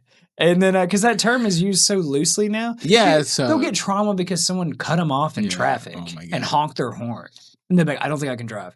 But the second girl who told me she was neurodivergent, at this point, I'd already like dated like a dozen different women, or about half a dozen different women since I'd moved here. And like going out, not like in a relationship, but just meeting and hanging out and seeing where it goes. And so the second one that I found that basically was being a self-professed retard, she goes, I'm neurodivergent. At this point, somewhere in my head, I lost my shit. Okay. And I just looked at her and I go, well, what kind of retarded are you? Nah. You didn't get on her pants. There was no second date. Because I was tired of hearing it. Yeah. But yeah, they brag about it and they self-diagnose off of like TikTok and shit. And they're like, oh, I think I have this. And I'm like, no. And here's the thing. Here's how I know they're all full of shit for the most part. Is because if you ever ChatGPT. If you ever talk to someone who has real depression or real anxiety, that shit ain't a fucking joke. It ain't fun to deal with. It's not. You know? It's not. It sucks. It's horrible. Or like someone who has a real addiction to something or something like, it's like, yeah, okay. But then like also too, this is what's been blowing my mind. When I was coming up, because I'm 34, man. All right. When I was coming up, people were like addicted to like drugs or alcohol, and that made sense. Okay. No one's addicted to drugs and alcohol anymore, like with the younger generation coming up. I'm like, what do y'all do? They're like, oh, well, I have a borderline personality disorder. I'm like, smoke some weed, man. Judy, the fuck. Yeah, you know, I don't know. And then they'll just diagnose with a million different things.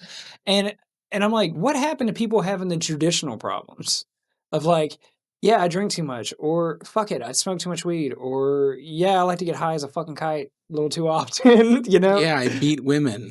So what? It's not a big deal. Not a big deal. People used to do it all the time. It's open-handed. What the fuck's going on?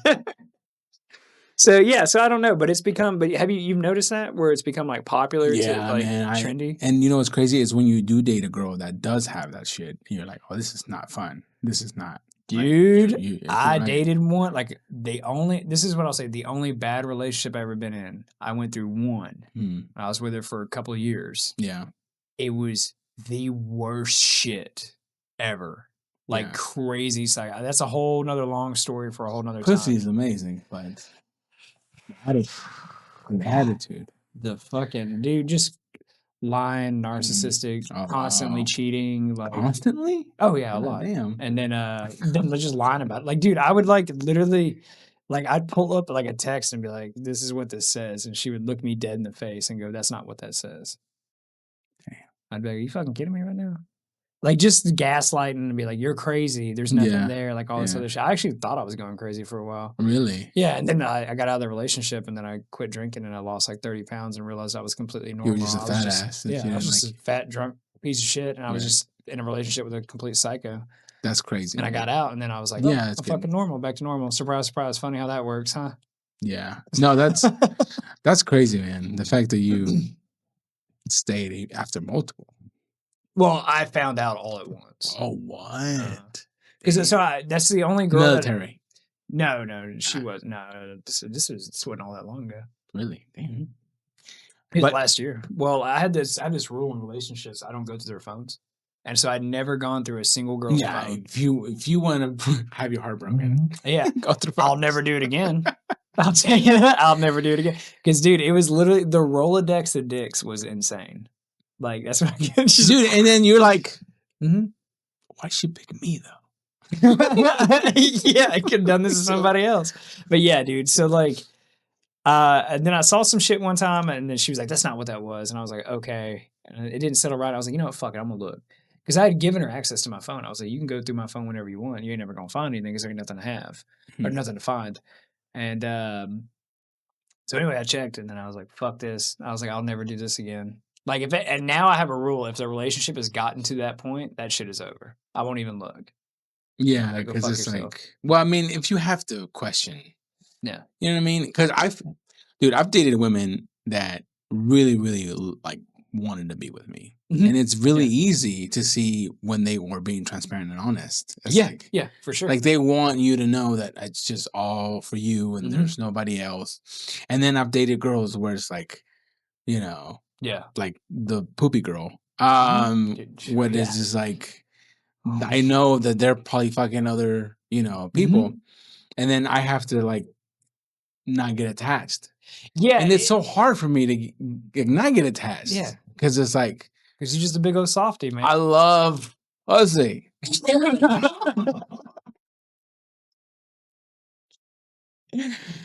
So. I love pussy. But God damn. God. But I'm trying. And right now I'm right now I'm in a relationship where I'm happy who I'm with, so I don't think I need to worry about anybody else at the time.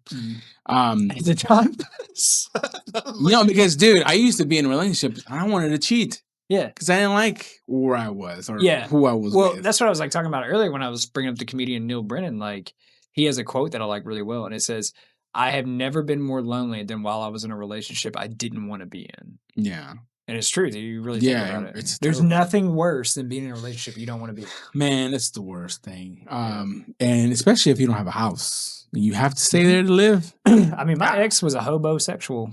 I've been there. She no house, and then towards the end didn't even have a job because she was supposed to move out here with me, but then shit was getting so crazy. Never downgrade though. That's what I'm talking about. I always upgrade. I started off at a trailer house. Yeah, I'm in a double wide. Yeah, dude. All right, Alonzo, I got to get up out of here. Man, we got to get out of here, dude. You got to go get pussy for the first time.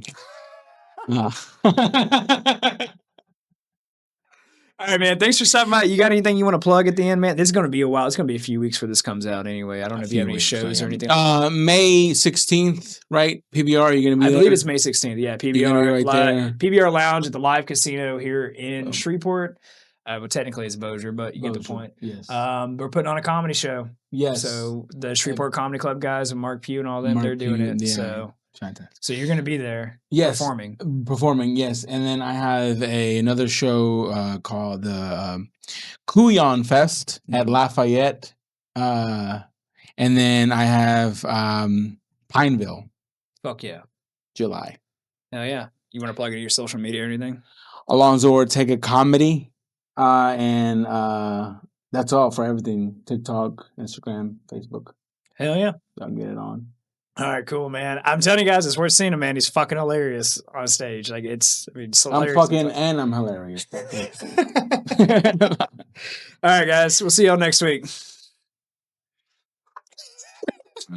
Dude, this was awesome.